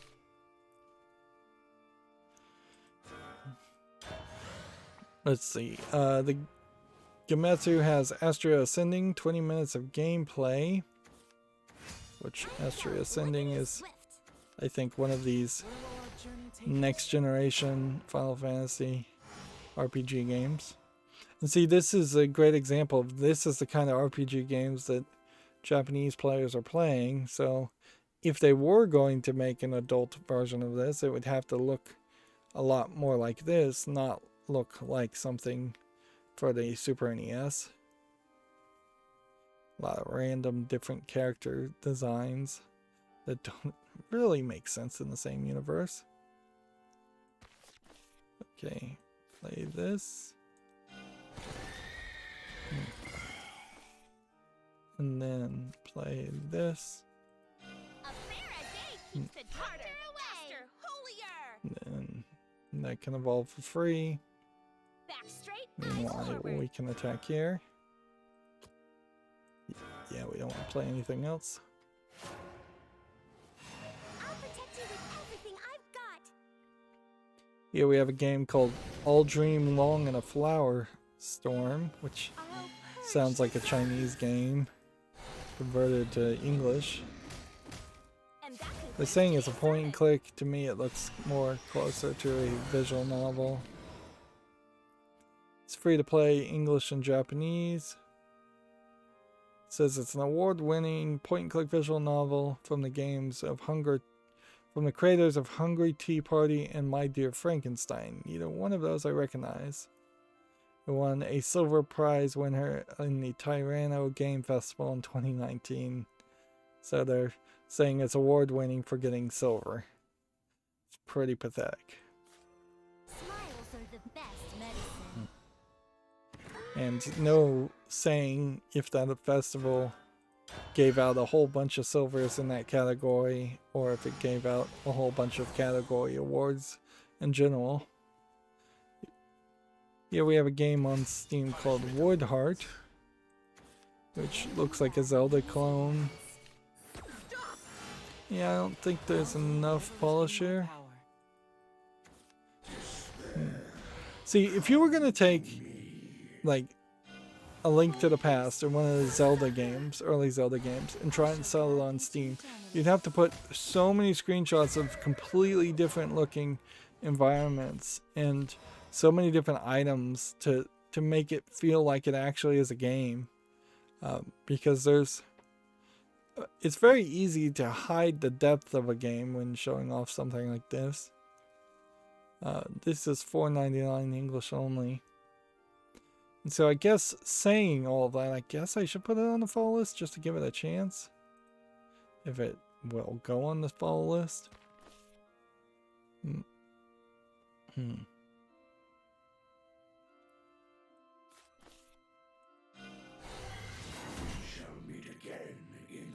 Let's see.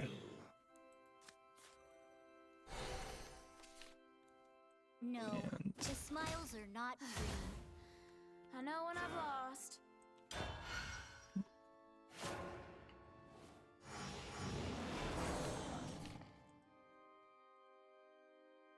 let's see. According to Gamatsu, Ember EMBR launches September 23rd. Purchase all sin.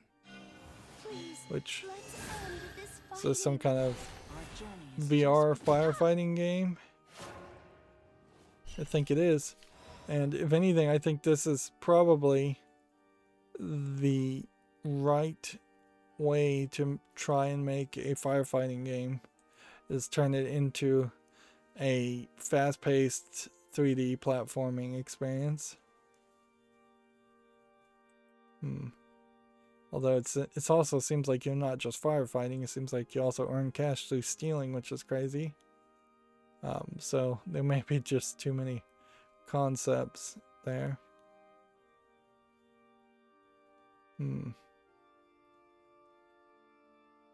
Yeah. There's a Steam page, so we should look at it.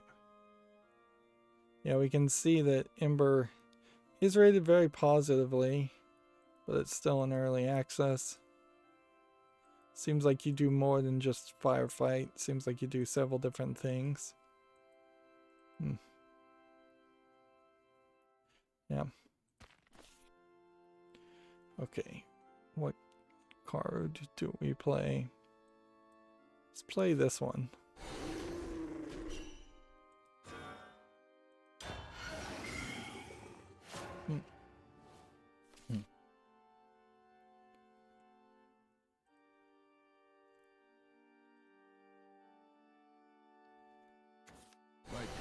I pretty much buried the lead here, in that here is Open Critic with Psychonauts 2. It's being rated mighty. The top critic average is giving it 87. The critics that recommend it are 98% of the reviewers. I'm gonna drink some water for a second here.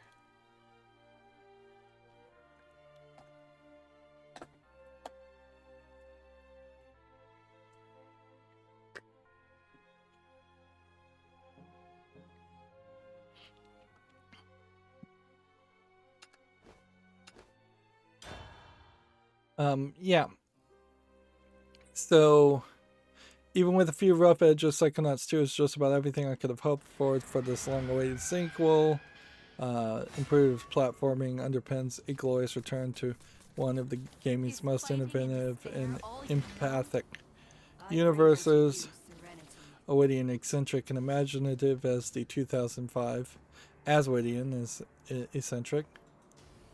So, yeah, this is, I think, pretty much as I want to cover a game on day when it comes out, when we start to see these reviews, is maybe come back in 3 days later. So if we get to Open Critic reviews and we're going to look at new games, we should leave the tab open and come back in 3 days. Clearly some of my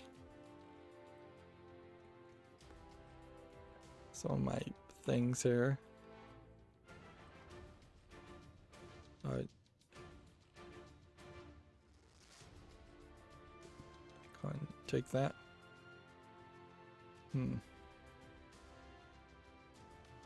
But yeah. That's as much as I think I want to say about Psychonauts at the moment. I'll probably watch Giant Bomb's quick look on it.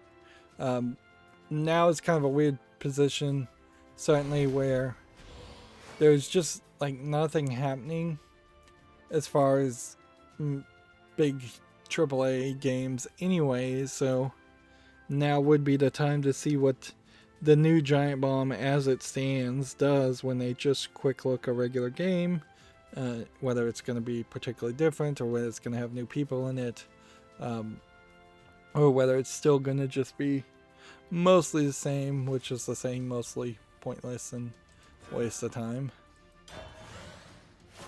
Moving on, we have a game on Steam here called Marcus Ritter, The Lost Family, which is tagged as a full motion video point and click. It doesn't look terrible. It's free, English and German. I guess the question would be, have they made anything else? No. I'll put this on the follow list. It'd be kind of weird to play a free point and click adventure game. It's much easier just to say check this out if you're interested, since it's free. Here we have a game called Never Return, which looks like it's an action roguelike, hack and slash kind of Diablo clone. It is a little low polygon, but maybe not enough to immediately dismiss it. Early access, $11.89, English and Chinese. I think you put that on the follow list. There's no in-app purchases or anything like that. Yeah, there might be something to that.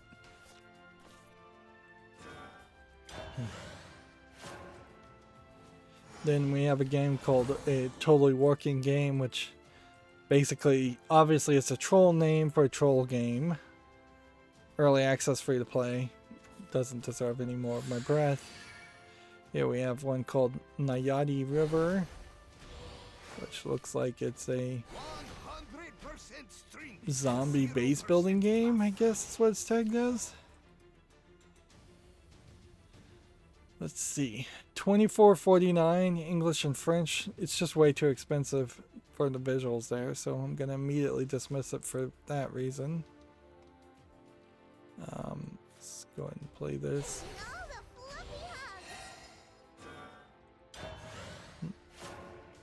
I probably shouldn't have played that card. Here we have a game called Legend of the Ape, which just looks like it is a low effort clone of Ape Escape. $1.94. I would definitely play the Ape Escape game first, and this game never.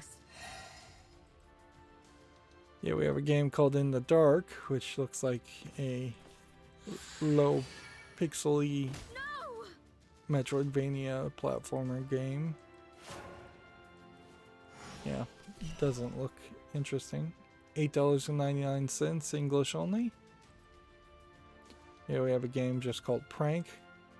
I'm glad that there hasn't been any of those, like, it's just a Prank Bros style content in video game format so much. Although it'd be fairly hard to make a video game that was a prank, in comparison to making those awful like YouTube videos that happened several years ago. You'd basically have to spend a ridiculous amount of time to prank somebody and make fun of somebody. And if you were going to do that, the closest equivalent to that would have been like the political, let's make fun of Obama, let's make fun of Trump, let's make fun of Putin games. Prank is 59 cents, English and Russian. Easily dismissed. Here we have Arietta of the Spirits, which, yeah, this could be dismissed as being not visually polished enough, but it's not that bad. And it does look like it actually might be a game. $13.49 is fairly expensive though. I'll put it on the follow list. Next we have Pill Puzzle 2, which Pill Puzzle 1 came out just like a week ago. So I'm going to dismiss that. 79 cents, English only. And then we have Lilith Odyssey, which looks like it's a space game. It's a casual flight sim mechanics with top-down survival. Planet survival, it says. Yeah, it looks like it's a mess of gameplay mechanics. Smiles are the best medicine.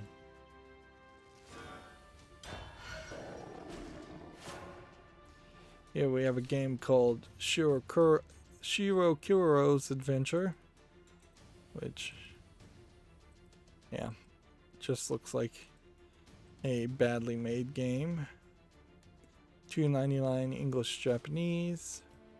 We have about 6 more pages. Here we have a game called Weapons Night, which looks like a platformer in a dark game. $4.24. Skip that. Here we have Wrestle Dunk Sports, Feel free to call on which me is player again. versus player game. Yeah, don't see anything of interest there. $11.69. Allegedly full audio in every language it supports. Here we have a game called Crius, which looks like a RPG game. Let's see, $4.99 English and French. Nope. Let's see, Beldemos Minor. Yep. Nope to that. $4.99 English. Here we have Northern Journey, which doesn't look visually polished enough. Is this a VR game? $19.99 English only. No VR. Just floating hands for no reason then. Yeah, it's a fantasy first-person shooter game with some interesting looking characters if they were more visually polished. If the whole game was more visually polished, then yeah, there would be a lot of difference there. Smiles are the best medicine. Damage heavy. And then we have a game called Cold Hill, which looks like just a simplistic platformer. $3.59. And finally we have a game called Gravitators, which is a top-down twin-stick shooter space game coming soon. Okay, so with that, then we have Hostile unit confirmed.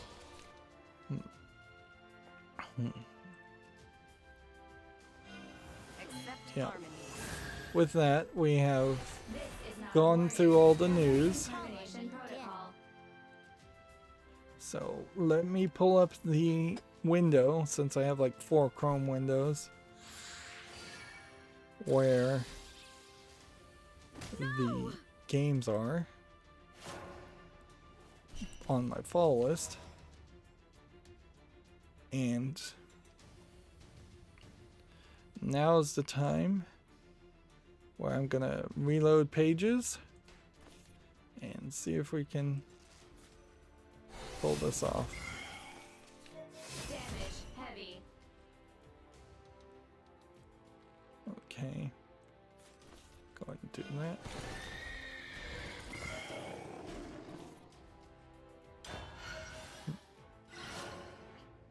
So we're going through the fall list games now. These are games that obviously made it to the fall list at some point.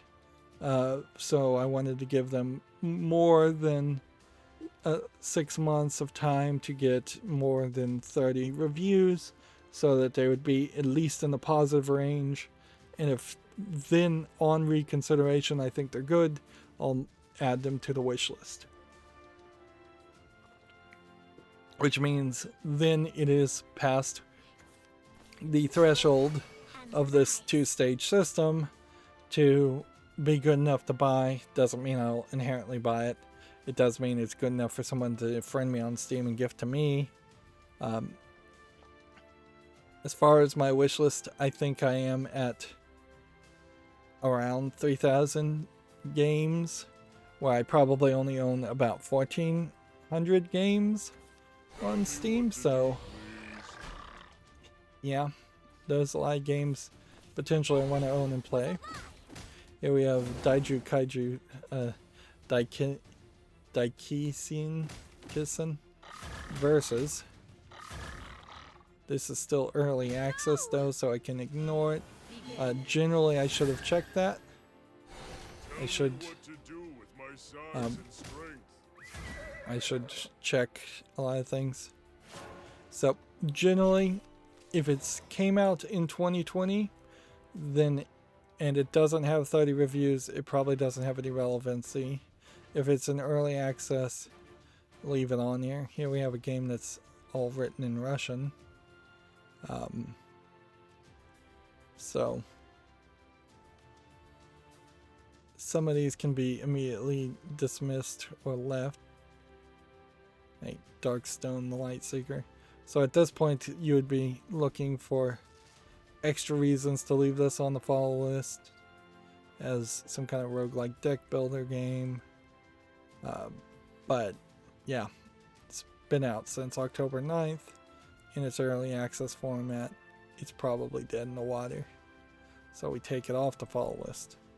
And that's ideally what we're looking for, is the idea of getting things removed from the follow list one way or the other and cleaning it up.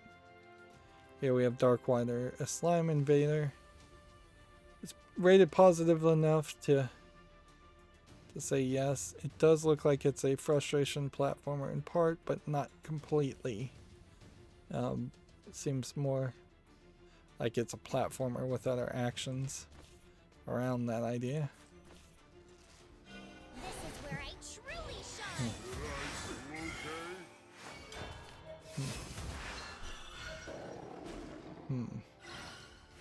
So yeah, Darkwater Slime Invader goes to the wish list. And we're going through all the D's. And it looks like these pages are just going to reload. Let's see. Here we have Darklands Awakening, which just looks like a dark screenshot horror game. This probably is one of these examples of a year ago I would have considered this maybe a good looking horror game. Now I recognize it as being just the level at which the visuals have gotten to, even for bad horror games. Here I have Darkness Under My Bed. Not enough reviews for that one. Definitely creepy looking imagery. Here we have a game called Darksburg, which is mixed, so I'm going to immediately remove that. Here we have Dash Dash World, which is still early access from December of 2021. I think we could give this one a little bit more time. There might be a decent racing game here, but this also requires VR. So VR racing game makes it more rare, so I'll give it more time because of that too.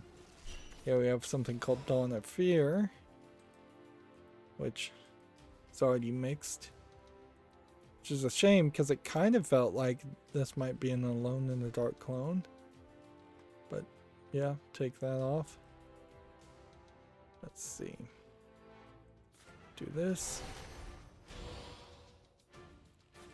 Do this. Go on, dear wind. Do this. Do this.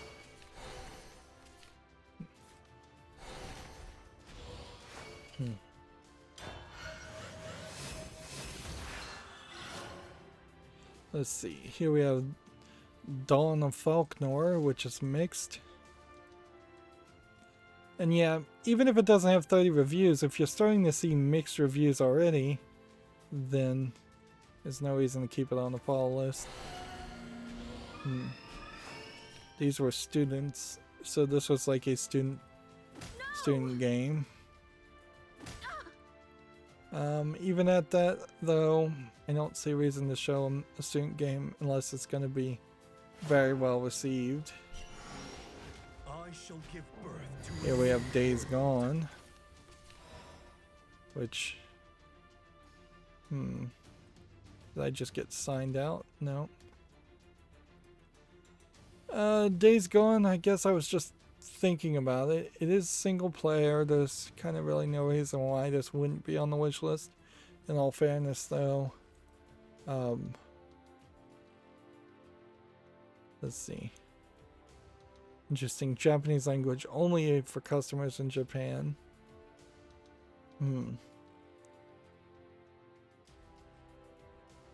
Yeah, I can put Days Gone on the wish list, but I can also recognize that there is a high chance I won't ever actually purchase it.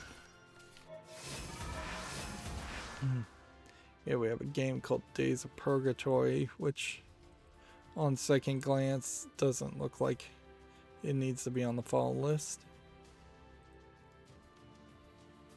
Yeah, we have a game called Day Scream.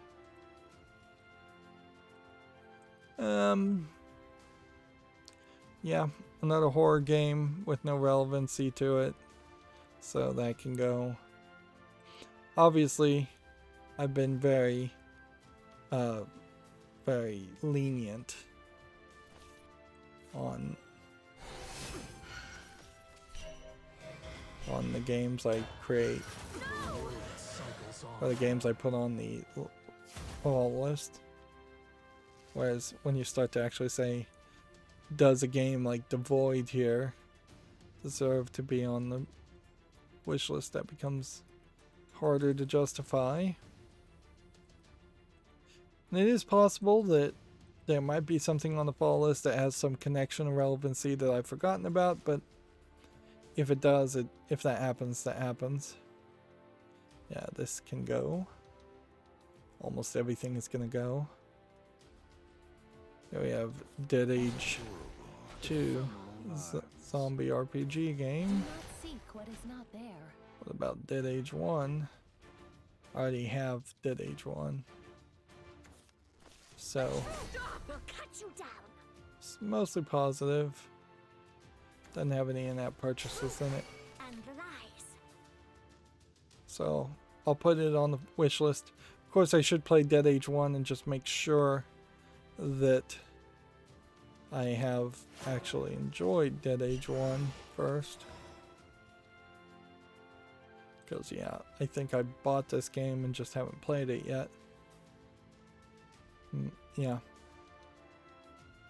From the looks of it, I haven't played the game, which that is definitely a situation also where when you have a lot of games, there's less of a reason to buy more games.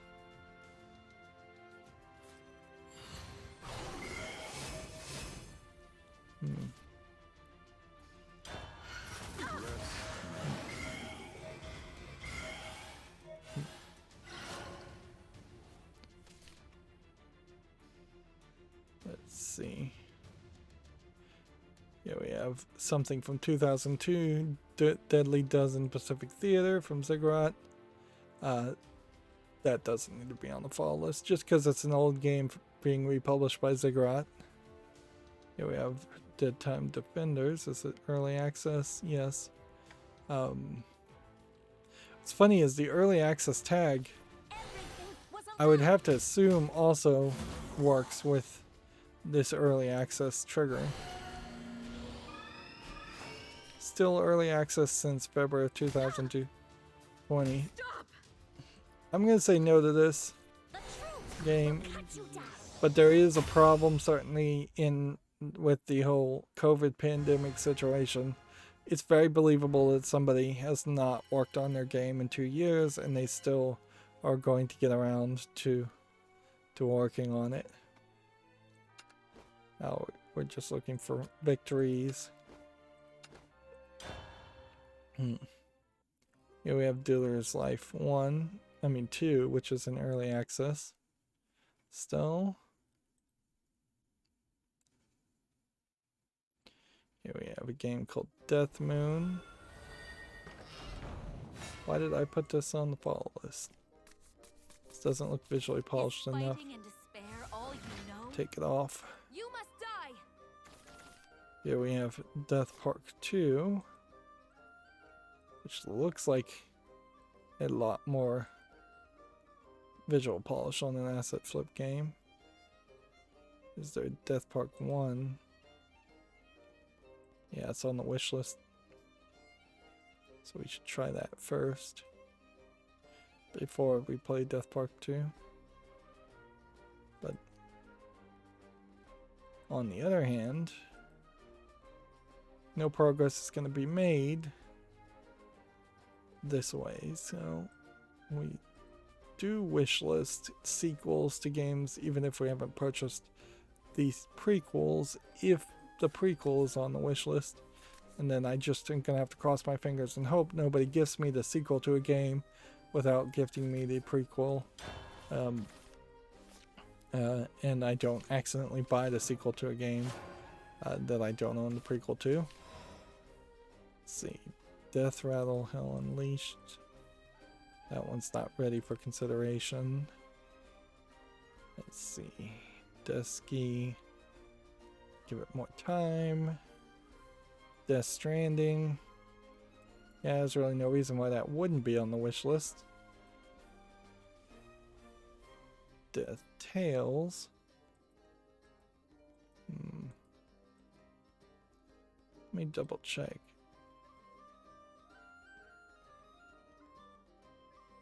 I'll give this one a little bit more time.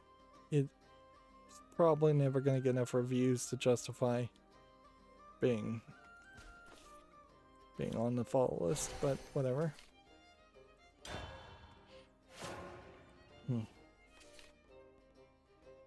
we have Death Bloom Chapter 1. Gonna just be a long list of death things. And then Death Bloom Chapter 2. Let's see. Alright, well, fine. We'll put Death Bloom Chapter 2 and Death Bloom Chapter 1 on the wish list. And move on.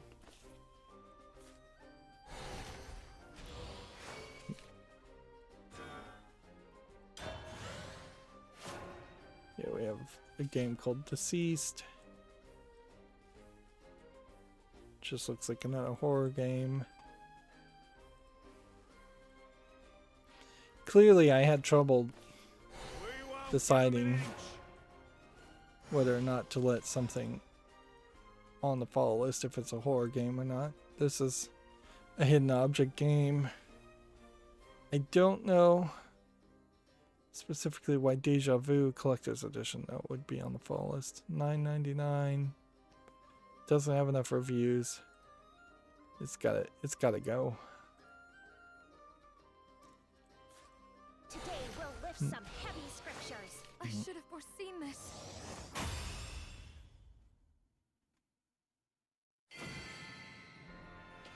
There's an easy victory. You will be freed from suffering.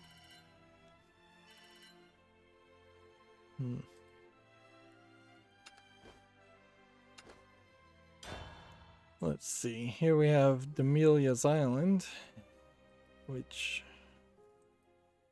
doesn't have enough relevancy, so it can go. And see, I want to be fairly careful here to not give slack to companies that have listed their game as early access. 6 months after a game came out in early access or in full release, either way, At that point, if it doesn't have 30 reviews, it's not relevant enough. Same is true here for Dement. Here we have a Demio, which is a VR collectible card game, so that's why it's staying on the follow list. I wish I could separate it out and put it in a different list, but there is like no button here for adding a new list. Be nice if you could make a pull down to say put it on a different list. Demon Blast. I'll give that more time.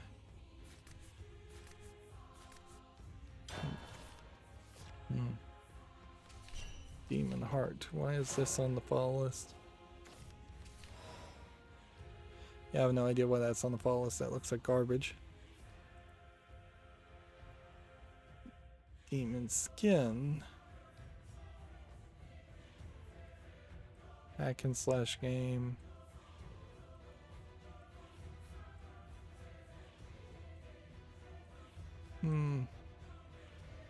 Visually, these screenshots look pretty terrible.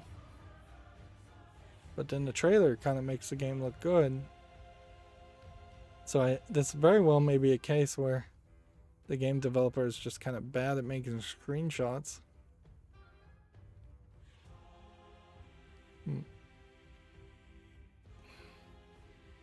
Well, I guess this goes to the wish list.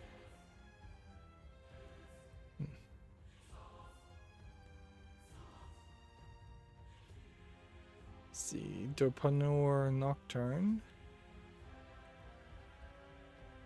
Some weird noir-esque game, rated very positively. So I'm gonna put it on the wish list as a weird game. Although, honestly, you just shop for a gift. That's all the game is. Well, that is different. I don't know how I could make a intelligent criticism of a game like that, though. Here we have Derelict Void mixed, so we can remove that. Blessings upon you. Here we have Descending One, House of Nightmares, which I'll give that some more time. We have Descendant of Man, which we'll take off the follow list. This is another one of these horror games.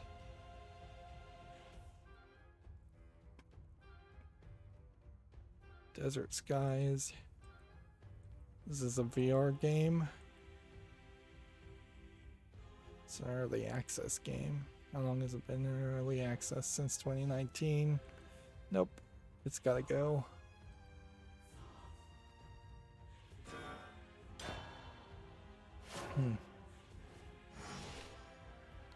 See, we don't need to consider this one yet. Don't need to consider this one yet. Although, in all honesty, if you have literally 2 reviews and you've been out since January, you're not likely to get 30 reviews in another 6 months. Destiny 2 can go on the wish list. Destroyopolis. Now, if I recall correctly, this was kind of like a procedural generation top-down shooter game. It is rated very positively, and it does feel like a very different type of game. So I can see why I'm going to put this on the wish list. Now, inherently, what I could be doing here is just making my wish list full of bad choices. So this is one where you play as a ghost walking around in a point and click adventure.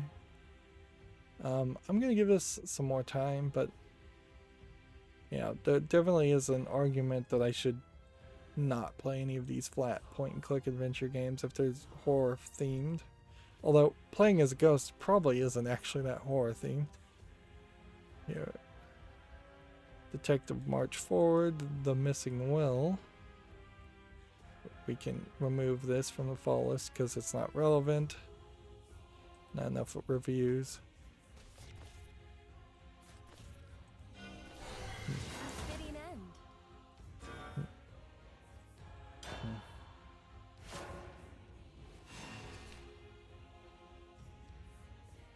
Let's see. Here we have Devil Slayer, which seems to be very positive. So let's not get tricked by the cat girl. It's rated very positively. It's not in early access. I think you have to say, yeah, this looks like an action roguelike of real quality. So to the wish list it goes. Let's see. We'll give that one more time. Devious Dungeon.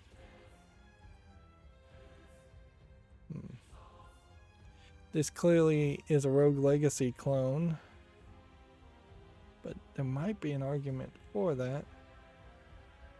Is Devious Dungeon 1. I think I already own Devious Dungeon 1, so yep. Just put Devious Dungeon 2 on the wish list. Again, I haven't covered Devious Dungeon 1. At least I don't think I have.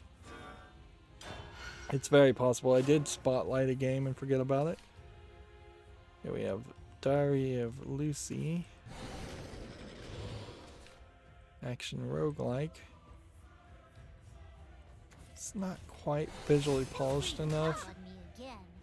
And it's early access, so I'm going to take it off. See, we may not even have that many games to talk about in the D's, and I don't know if I really want to try and open the E's and move on to the next letter, or if I just want to call it a day. I think I'm going to probably call it a day. This Dick Wild, I want this to be good. I desperately want this VR game to be good, but it doesn't seem to have any relevancy. And if it's taking me back to the main store of Steam, that tells me that that next game was removed from Steam, whatever it was. One Punch Man is on sale for $9.59, but it's mixed reviewed. They have a Steam Deck ad now on Steam right next to the Valve Index ad, so there's a whole horizontal banner of ads. I can just show it. I don't know why I'm just describing it.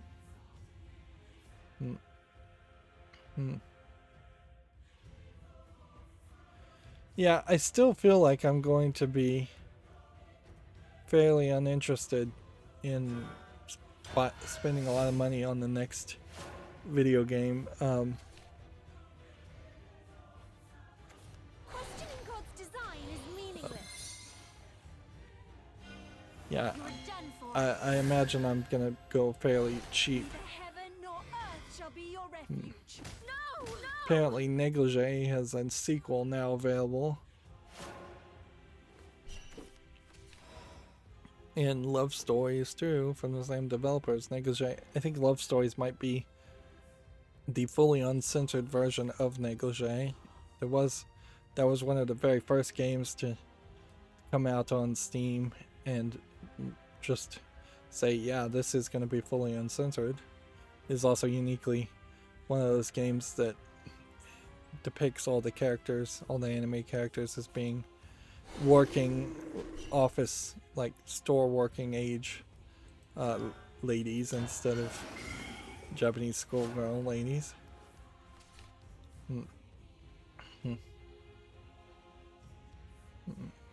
Rhombus of Ruin is $1.99 if you want to get the VR game on Steam.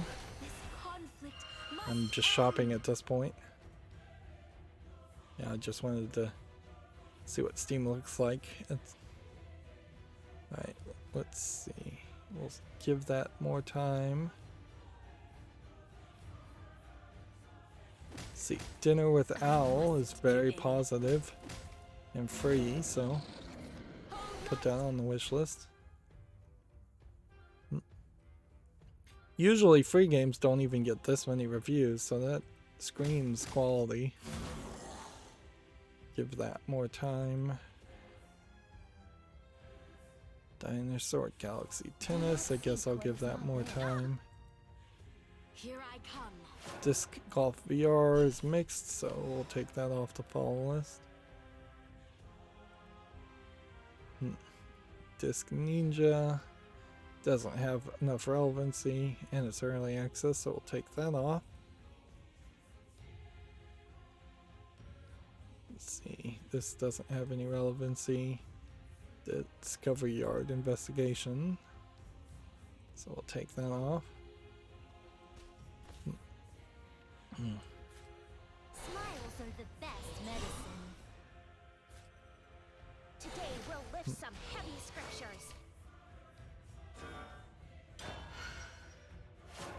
Let's see. Next we have a hidden object game called Disease Hidden Object, which is mixed, so we can take that off. Disjunction.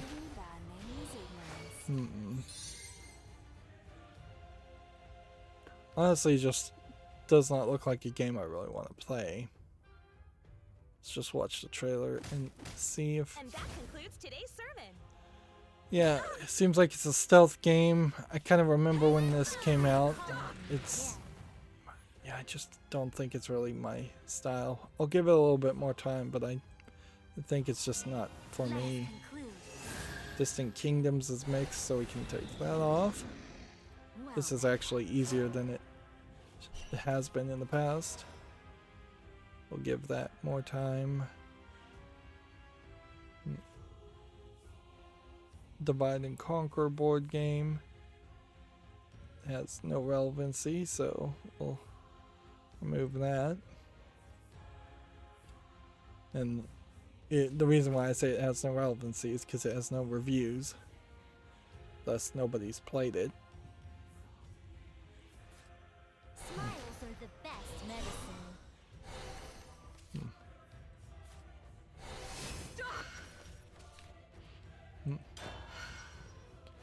Let's see, here we have a game called Divine Stone, which, yeah, I don't think there's enough game here, so we'll take that off.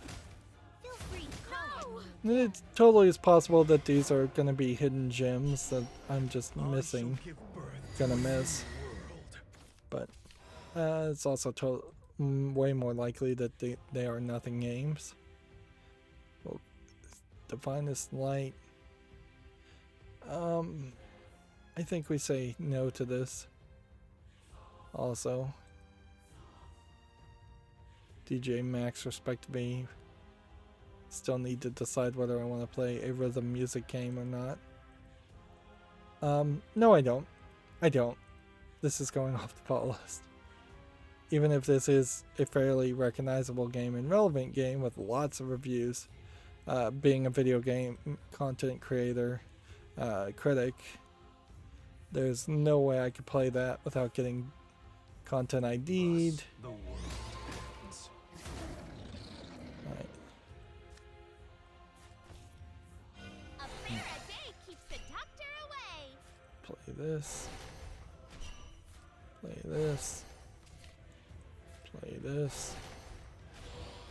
Play this. I know when I've lost.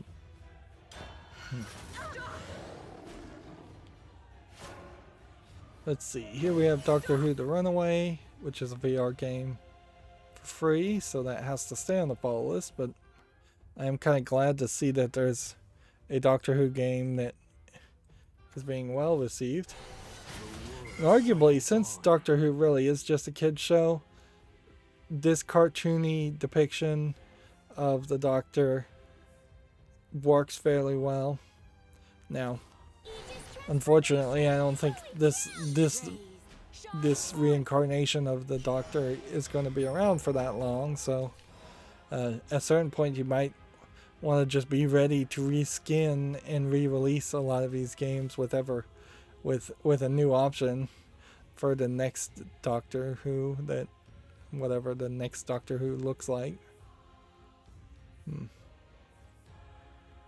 Okay.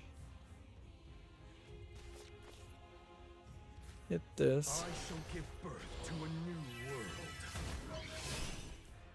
And see if we can kill this. Nope. This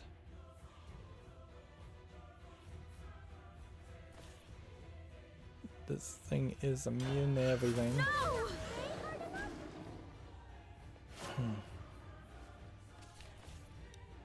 So I'm just gonna have to heal myself and try and You're done for.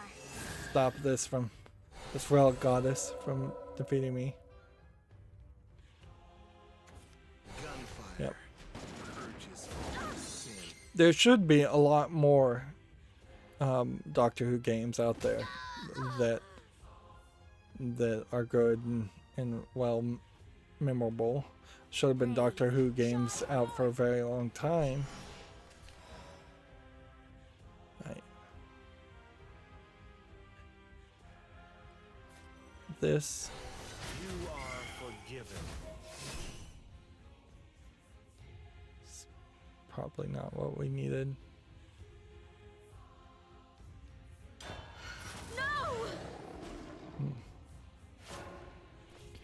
Guess if I can survive the next turn and I can play this, I might be able to win. I envy you.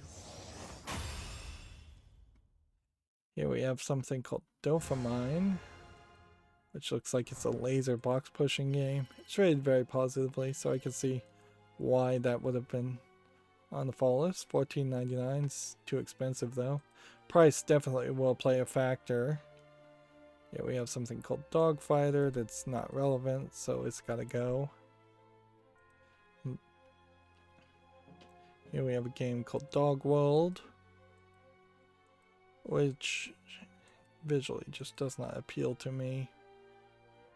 So I'm gonna say no to it just because of that.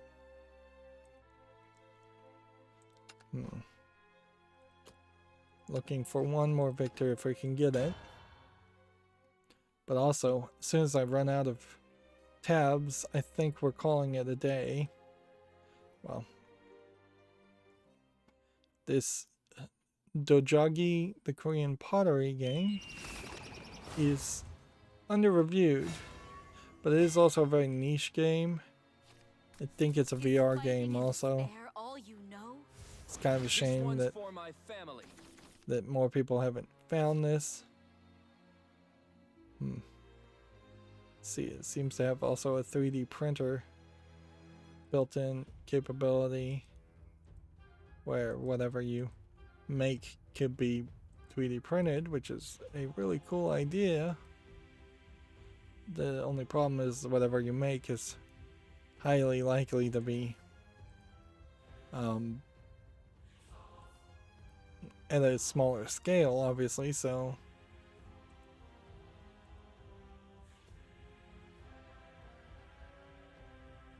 yeah. It probably would have been better if they had just focused on promoting their game instead of integrating 3D printing. Yeah, that's a cool looking thing that you could do in VR, and I could see a lot of people who are into pottery, particularly in the middle of this pandemic, not wanting to go out but still wanting to do the pottery classes and work on pottery, and not having the kiln and not having the not having the clay and all to throw. Here we have a game called Dominant Mind, which is just Mastermind. It's not relevant, so I'm going to take it off. Let's see, here we have Domino House, which I kind of feel like I want to make a special exception here for this point-and-click adventure game, since I'm a sucker for point-and-click adventure games. It is rated positively. It's just not rated by a lot of people, so I'm making a special exception there. And then Domino Simulator 2020. I almost have to wonder though, would there be a Domino Simulator 2021? No. Do I really want a Domino Simulator game? It's early access. I say no. I don't want that. There's nothing really to criticize there. Don't Die Minerva. It's rated mostly positive. It's not rated a lot. It's early access again from December 2019. It's a shame, but yeah, I'm going to take that off. Let's say no to that. Yeah, we have Don't Forget Me, which is reviewed well enough to make it to the wish list. Although in all fairness, I am a little iffy on this game, the way it looks. Jazz punk adventure game / puzzle game. Here we have Don't Wake the Night from 2019.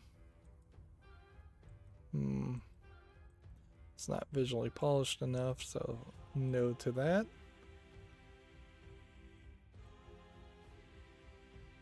Here we have Doomsday Hero. I'll give that some more time. Or do I need to give it more time?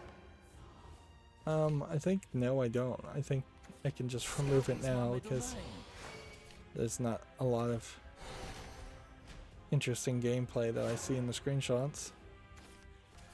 Door Kickers 2, overwhelmingly positive. So then let's ask the question about Door Kickers 1.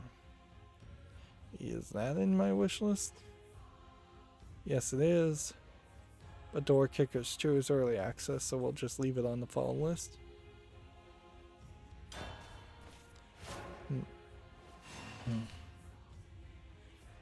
We still have about 20 tabs. Here we have a game called Doors to Insanity, which is early access. So we'll give it some more time. I've gone too far now. Here we have Dorfromantic. Our bonds restored. Some kind of hex grid puzzle game. Still early access, I'll give it more time. Here we have Dorian Morris Adventure, which is mixed. So that's going away. Yeah. I have to trust people who have actually played it in the reviews more than my own eyes at this point, too. I can't just say, well, this looks like something I might like, and thus I'm going to ignore the fact that 63% of the 11 reviewers thought this was a positive experience. There's just no relevancy there.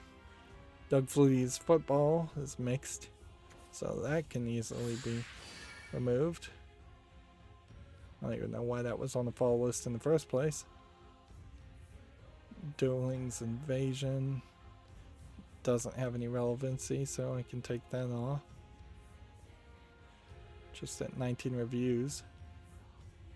Down in Bermuda is a puzzle game. It looks good. Must have come out of early access. $19.99. Put that on the wish list. Dr. Livingston, I presume.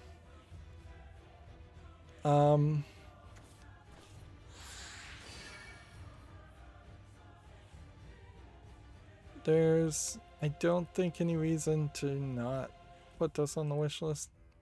It barely is over 30. I could leave it on the follow list for another year, or 6 months to a year, but it's past that 30 level. Dragon VR looks good, but it's a VR game, so it stays on the follow list. Okay. I shall give birth to a new world.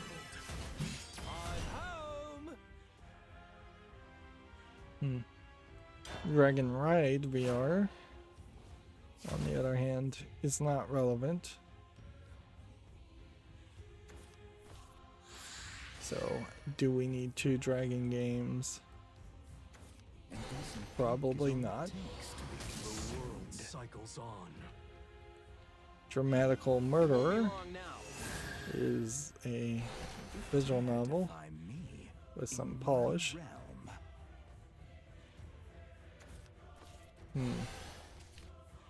Looks like it's guy on guy romance story. Okay. You can put that on the wish list. $19.99. Japanese full audio. Dread Nautical is a Lovecraftian game. It's not relevant enough yet.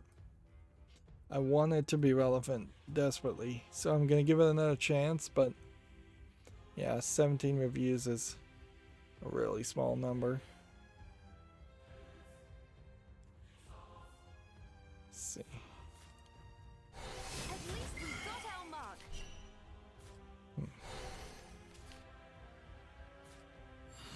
You're in good hands. I'm kind of loose. I don't know if there was anything I could have done to win there. I envy you. Let's see. Dread Eye VR is a VR game. It looks like actually a really good VR horror game. So we leave that on the follow list. Let's see. Dreamstone 2 has 1 user review, so it's not relevant. Get rid of that. Let's see. Dreamtime I'll give a little bit more of a chance to. Dream Back VR. It's another VR horror game, which isn't relevant.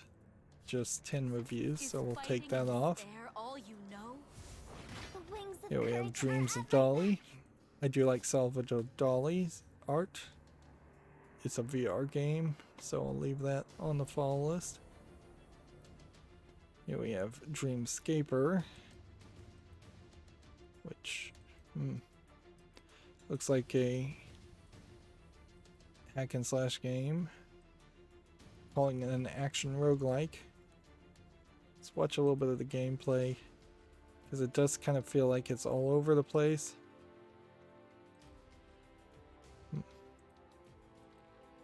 I mean, it kind of doesn't matter. This is rated very positively, so it's got to go to the wish list. $24.99, bunch of languages.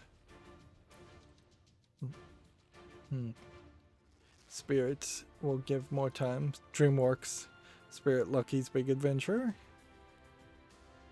Dream World will give more time to. Droplet States of Matter. Looks like garbage. Why would this have even been on the follow list? I have no idea. Sometimes I just bump the button. I know I do that. DualVox Max Quality. Is this a VR game? No. So it's two-gun shooter in Western setting. Yeah, I don't think there's enough quality here to keep that on the follow list. Dumpy and bumpy. Just looks like a generic arcade game. Why is this on the follow list? Yep, I have to say no to that also.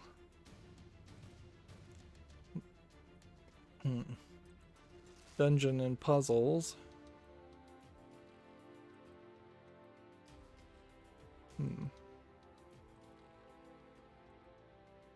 It's a Soakbon game. I'm gonna give it a little bit more time, but it should go to the wish list. Let's come over here and actually play. We have about 5 or maybe 10 more tabs. Here we have Dungeon Core, which doesn't have enough reviews. Yeah, and it's early access since August 12th. And one of the things about this is like Dungeon Core here definitely looks like Binding of Isaac, and I don't see any reason why I'd even want to play a top-down twin-stick shooter roguelike game and not just play Binding of Isaac. Why not just play the best game, the game I like the most? That I think the audience for that style of gameplay likes the most.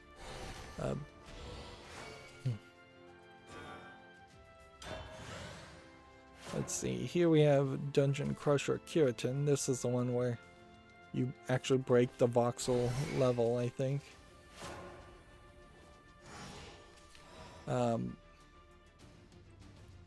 Just barely has 30 reviews, but they're almost all positive. It's still in early access, though. Yeah, I think at that point you just take it off. Like, 6 months of early access is ridiculous. Like, here we have a game called Dungeon Munchies, which looks like a combination of some really weird imagery. But it's overwhelmingly positive, but then again it is also early access. So I guess the overwhelmingly positiveness of this one I'll leave on the fall list for that one reason. But next time I may just get rid of it. Here we have an overall mixed review for Dungeon No Dungeon. Which the visuals here don't look bad. But, yeah. Even if they turned it around recently in the last 30 days, for a while, it's been mixed. I guess I could give this some more time, since it came out in 2021. It looks like I'm up. Then we have Dungeon Slime Puzzle Adventure, which this just doesn't look like something I want to play. But it's, you slide something up and down to squish the slime into space to get from point A to point B. Yeah. This is one of those puzzle games where it's just all about thinking ahead in moves, if anything. It looks like there are spikes that can kill you. So, yeah, I think I'll say no to that. Not enough gameplay elements there, or concepts, or mechanics. Is that how you treat a lady?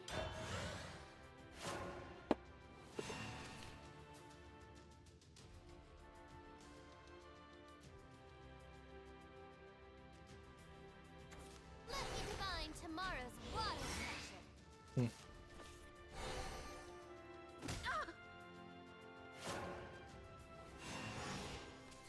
Let's see. Next we have a game called Dungeons of Clay with no reviews, which really sucks because it actually looks fairly visually polished. What do the 3 reviews say? Recommended, got it for free, got it for free, recommended, recommended.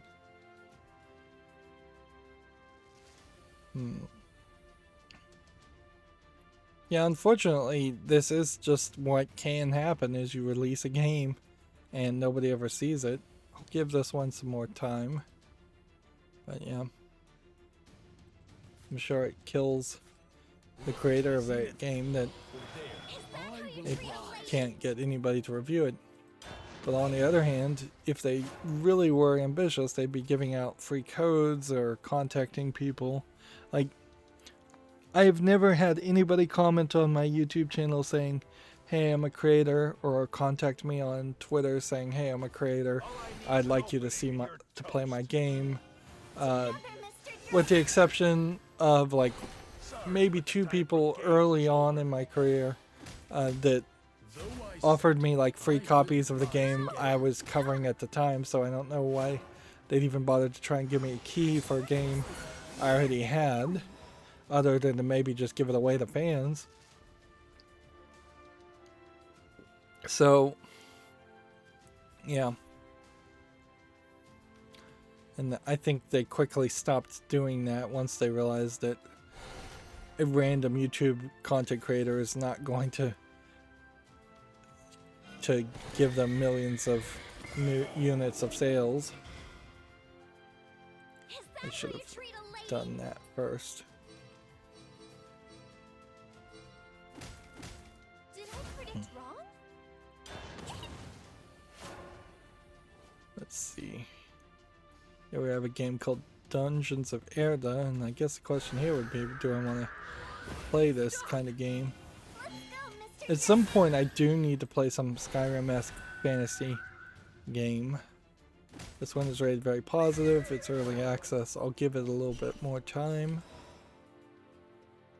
And then here we have Dungeons of the Deep, which is mostly negative, unfortunately, because it visually looks like a interesting dungeon crawler if you're trying to play a dungeon crawler that doesn't just look like a Japanese dungeon crawler full of anime versions of each of the characters.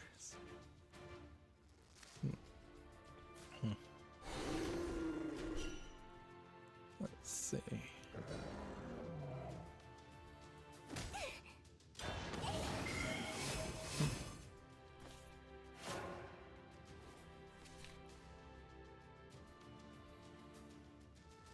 And then here we have Dunk Lords, which doesn't quite have enough reviews as an NBA Jam clone, I imagine. $9.99 does have single player.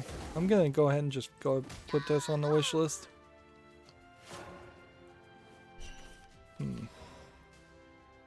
And then Dusty's Raging Fist is mixed reviewed, so I can take that off the following list. And then finally, we have Dismantle, an open world game that's early access, so we'll give it more of a chance. Alright.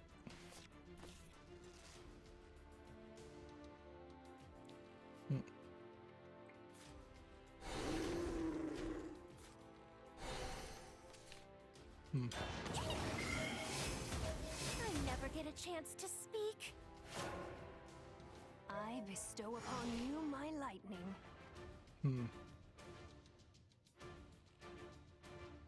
So that puts us in an interesting position where I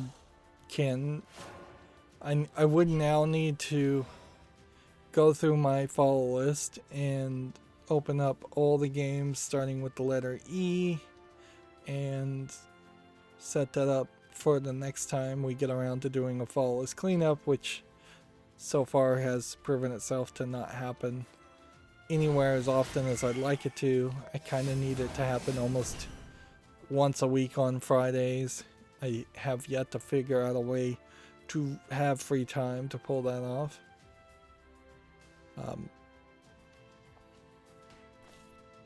But yeah, that would be the goal.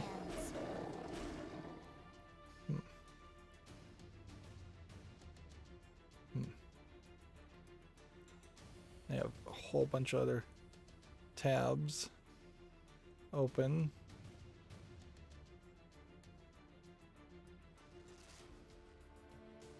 On this window, I don't even know why.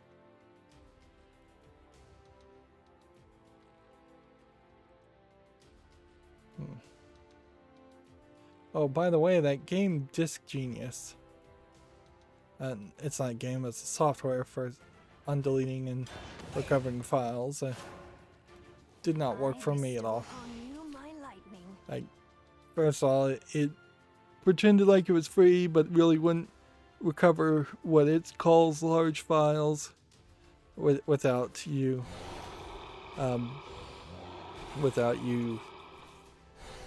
registering and paying for it. This is the power of my dragon blade. So, yeah.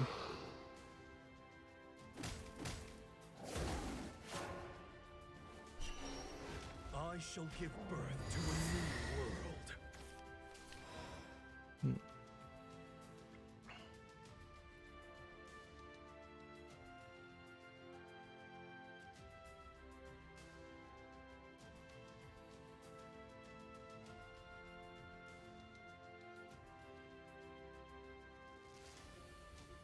So, okay. 4/4 attack No, don't attack that. Just attack that. But that way. And you win. And we can even There is not a soul without sin. do something like this. You were done for. So we win Punish the that wicked. way. Spare the innocent. In the turn. I wasn't strong. Alright, so now I need to open up this tab. Hey, we did get a victory award. So was that a golden chest that just opened, or are we still working towards golden chests? Do you have to open multiple golden chests? That's the question. Reload my Twitter. We'll see what new news has happened, and then we'll wrap up this stream at 3 hours, almost even. We've gotten all the daily quests done, haven't had to struggle. A big part of not having to struggle there is certainly the factor of that. Seemingly, there are 3 more treasure chests I could get today. And the daily golden treasure chest seemingly has not been claimed. We were just given Curse of the Black Dragon. So we now know that theoretically I should just be playing a whole lot more, trying to get random victories and get treasure chests from random victories. Gamescom, I think, is going to happen later today, and that also would explain why there isn't a lot of new games coming out or a lot of video game news coming out today, this early Monday morning. Of course, inherently, streaming early for the United States on Monday is unlikely to have any announcements. In fact, streaming anything earlier than late night Tuesday is unlikely to have any big announcements happen. So if I could change my schedule, there might be an argument to streaming only on Wednesdays or streaming Tuesday and Thursdays. There'd be too many games, though. It would have to almost be Tuesday, Thursday, and Saturday if I was going to shift my schedule over, and I really don't want to do that and really couldn't do it consistently. A lot of tweets here, certainly about Psychonauts 2, but it really is just Double Fine retweeting anybody who is saying anything about Psychonauts 2.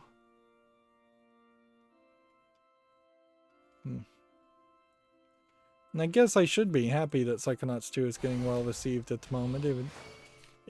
It's way better than it coming back and people calling it just total garbage and hating it for one reason or the other. Whether that reason is some legitimate reason or illegitimate reason. Apparently it's the 10th anniversary to Human Revolution and 5th anniversary to Mankind Divided of the Deus Ex series, which kind of ignores the original Deus Ex game, but whatever. And they probably weren't released on the same days. Is there real value in releasing your games on the same day? I don't think so.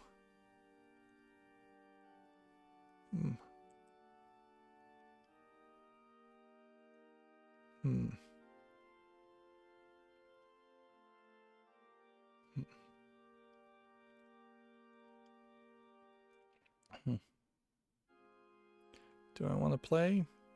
Yeah.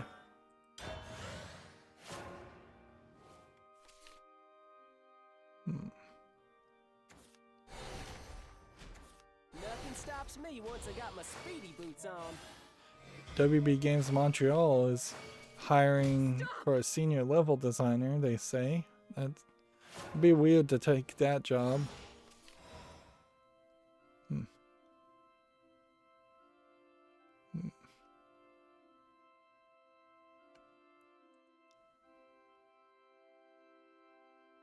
Interesting. Devolver Digital might be publishing A Binding of Isaac too, but that'd be kind of early too. Publishing something that very well looks like it might be a Binding of Isaac style game at the very least.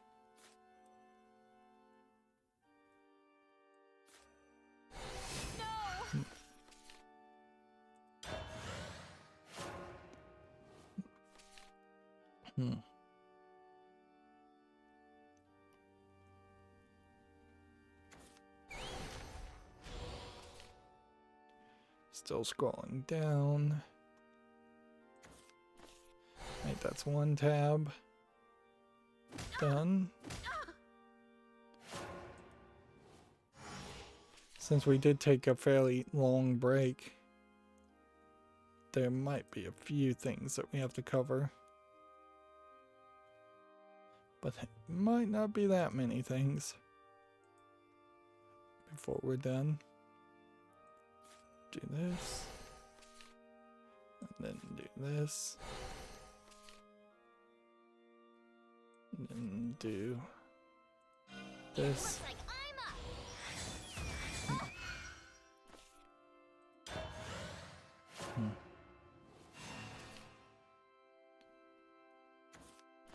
Rapid fire! Way!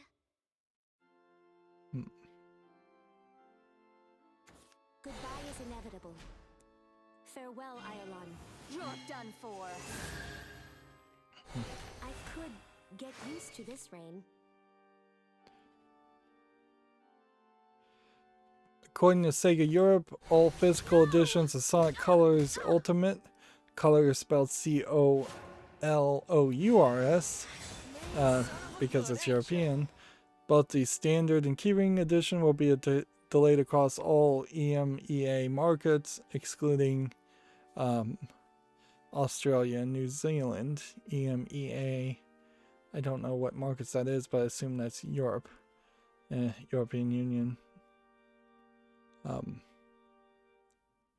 Does not affect digital releases across all first-party platforms. It's interesting.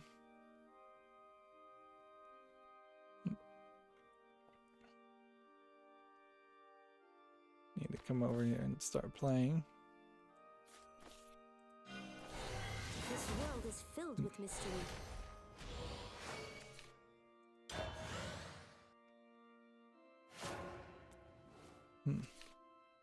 The Super Nintendo launched 30 years ago today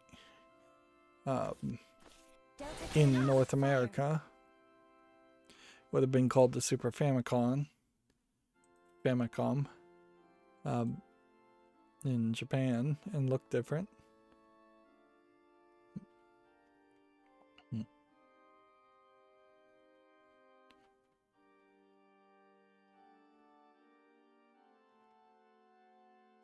Goodbye is inevitable. Farewell, Iolon.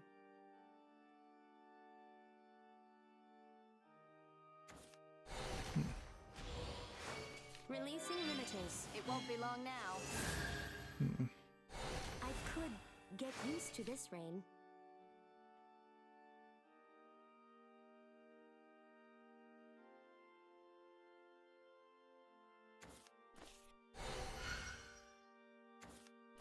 Delta cannon, fire.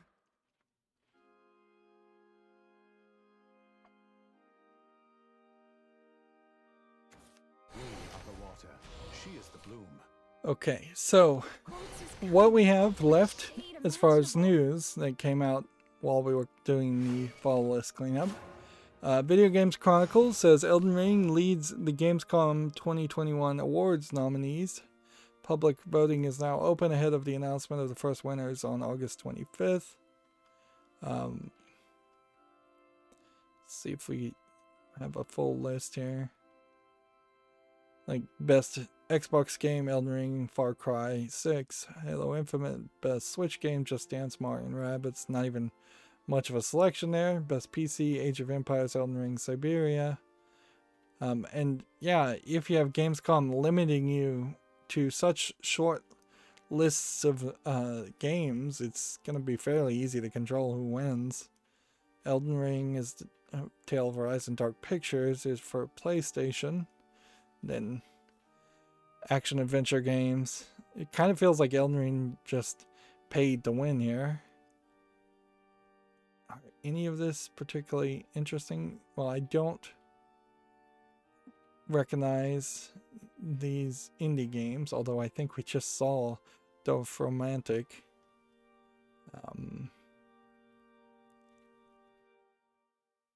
But yeah, these other nominations seem to be Terrorbane. I don't recognize that one. Look to the zenith. For there I will rise.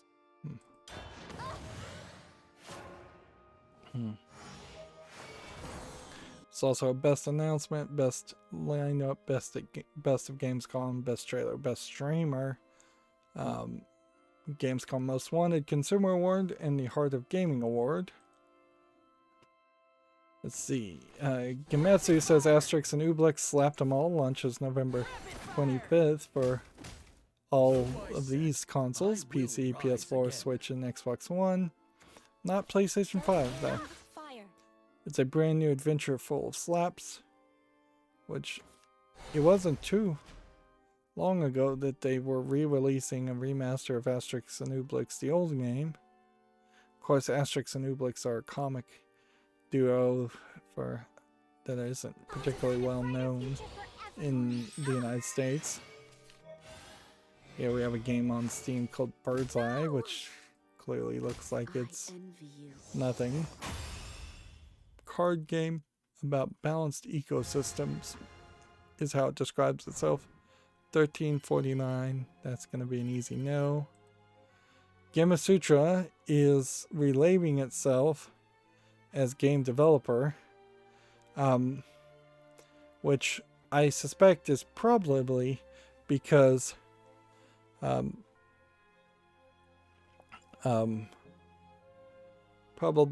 want to get Sutra as a phrase out of their name, so it doesn't sound Asian, and so it doesn't sound like the Kama Sutra, which Sutra doesn't even mean that, but whatever. GameDeveloper.com, I assume, does make a lot of sense considering that's pretty much all Gamasutra writes as articles for game developers. Let's see. Do I think this is going to be a change? Really? GameDeveloper.com. Probably not. Seems like people are moving around and getting shifted. The real thing, I guess, would be to see if the parent company is going to be the same, though, because if the parent company is still the same parent company and they continue to they late 90s little sex connotation,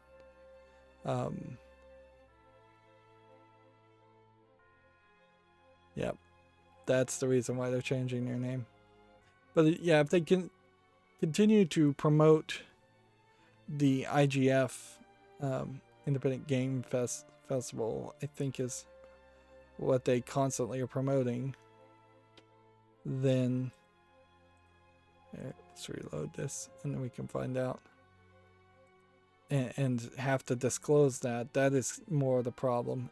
Yeah, seems to me like Informa still would be the parent company. What this will mean for me is probably not anything really. Like, I'll probably have to redo my whole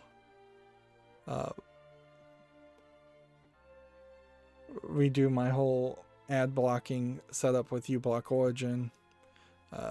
Maybe it means that they'll improve the way their website looks, which, in all fairness, Their website runs kind of like garbage and looks kind of like garbage. At least the way I have it set up. So, yeah.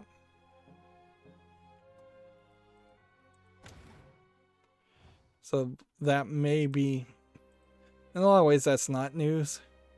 Just news to me that my news source.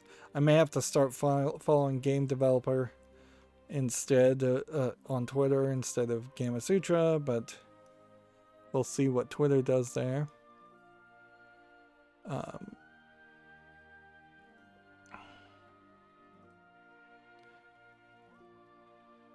Like Devolver Digital tweeted out here, or retweeted Massive Monster, this picture of this glowing-eyed sheep. Get yourself excited, this week is the week we're announcing the game we have been working on super secretly in the shadow for the past 2 years. Actually, I don't think this is a Binding of Isaac thing on second thought, but it definitely looks similar to one. Let's see, then we have a game on Steam called A Day in Space, which looks like nothing of interest, $3.59. Assassin's Creed Odyssey is getting a next-gen update and adding 60 frames per second support, scheduled for release on August 24th. So, check that out. And then we have a game called Fling to the Finish. Let's see. It feels like this is a co-op physics flinging game that probably does not work well in single player. This is one of those games where I think a group of friends might enjoy this a lot, but generic people and video game critics like me are not going to enjoy it. Alright, and so that's all the news, of which there was very little, and all the games that came out. So that's going to be it for the stream. As always, I ask you to like, share, subscribe, comment, and watch every second of my videos. If you want a friend to follow me on any social media sites, there's a whole bunch of links down below. And if you want to support me further, there's a link to Patreon, or you can friend me on Steam and gift me a game off my wishlist. Thank you for watching. Have a good evening.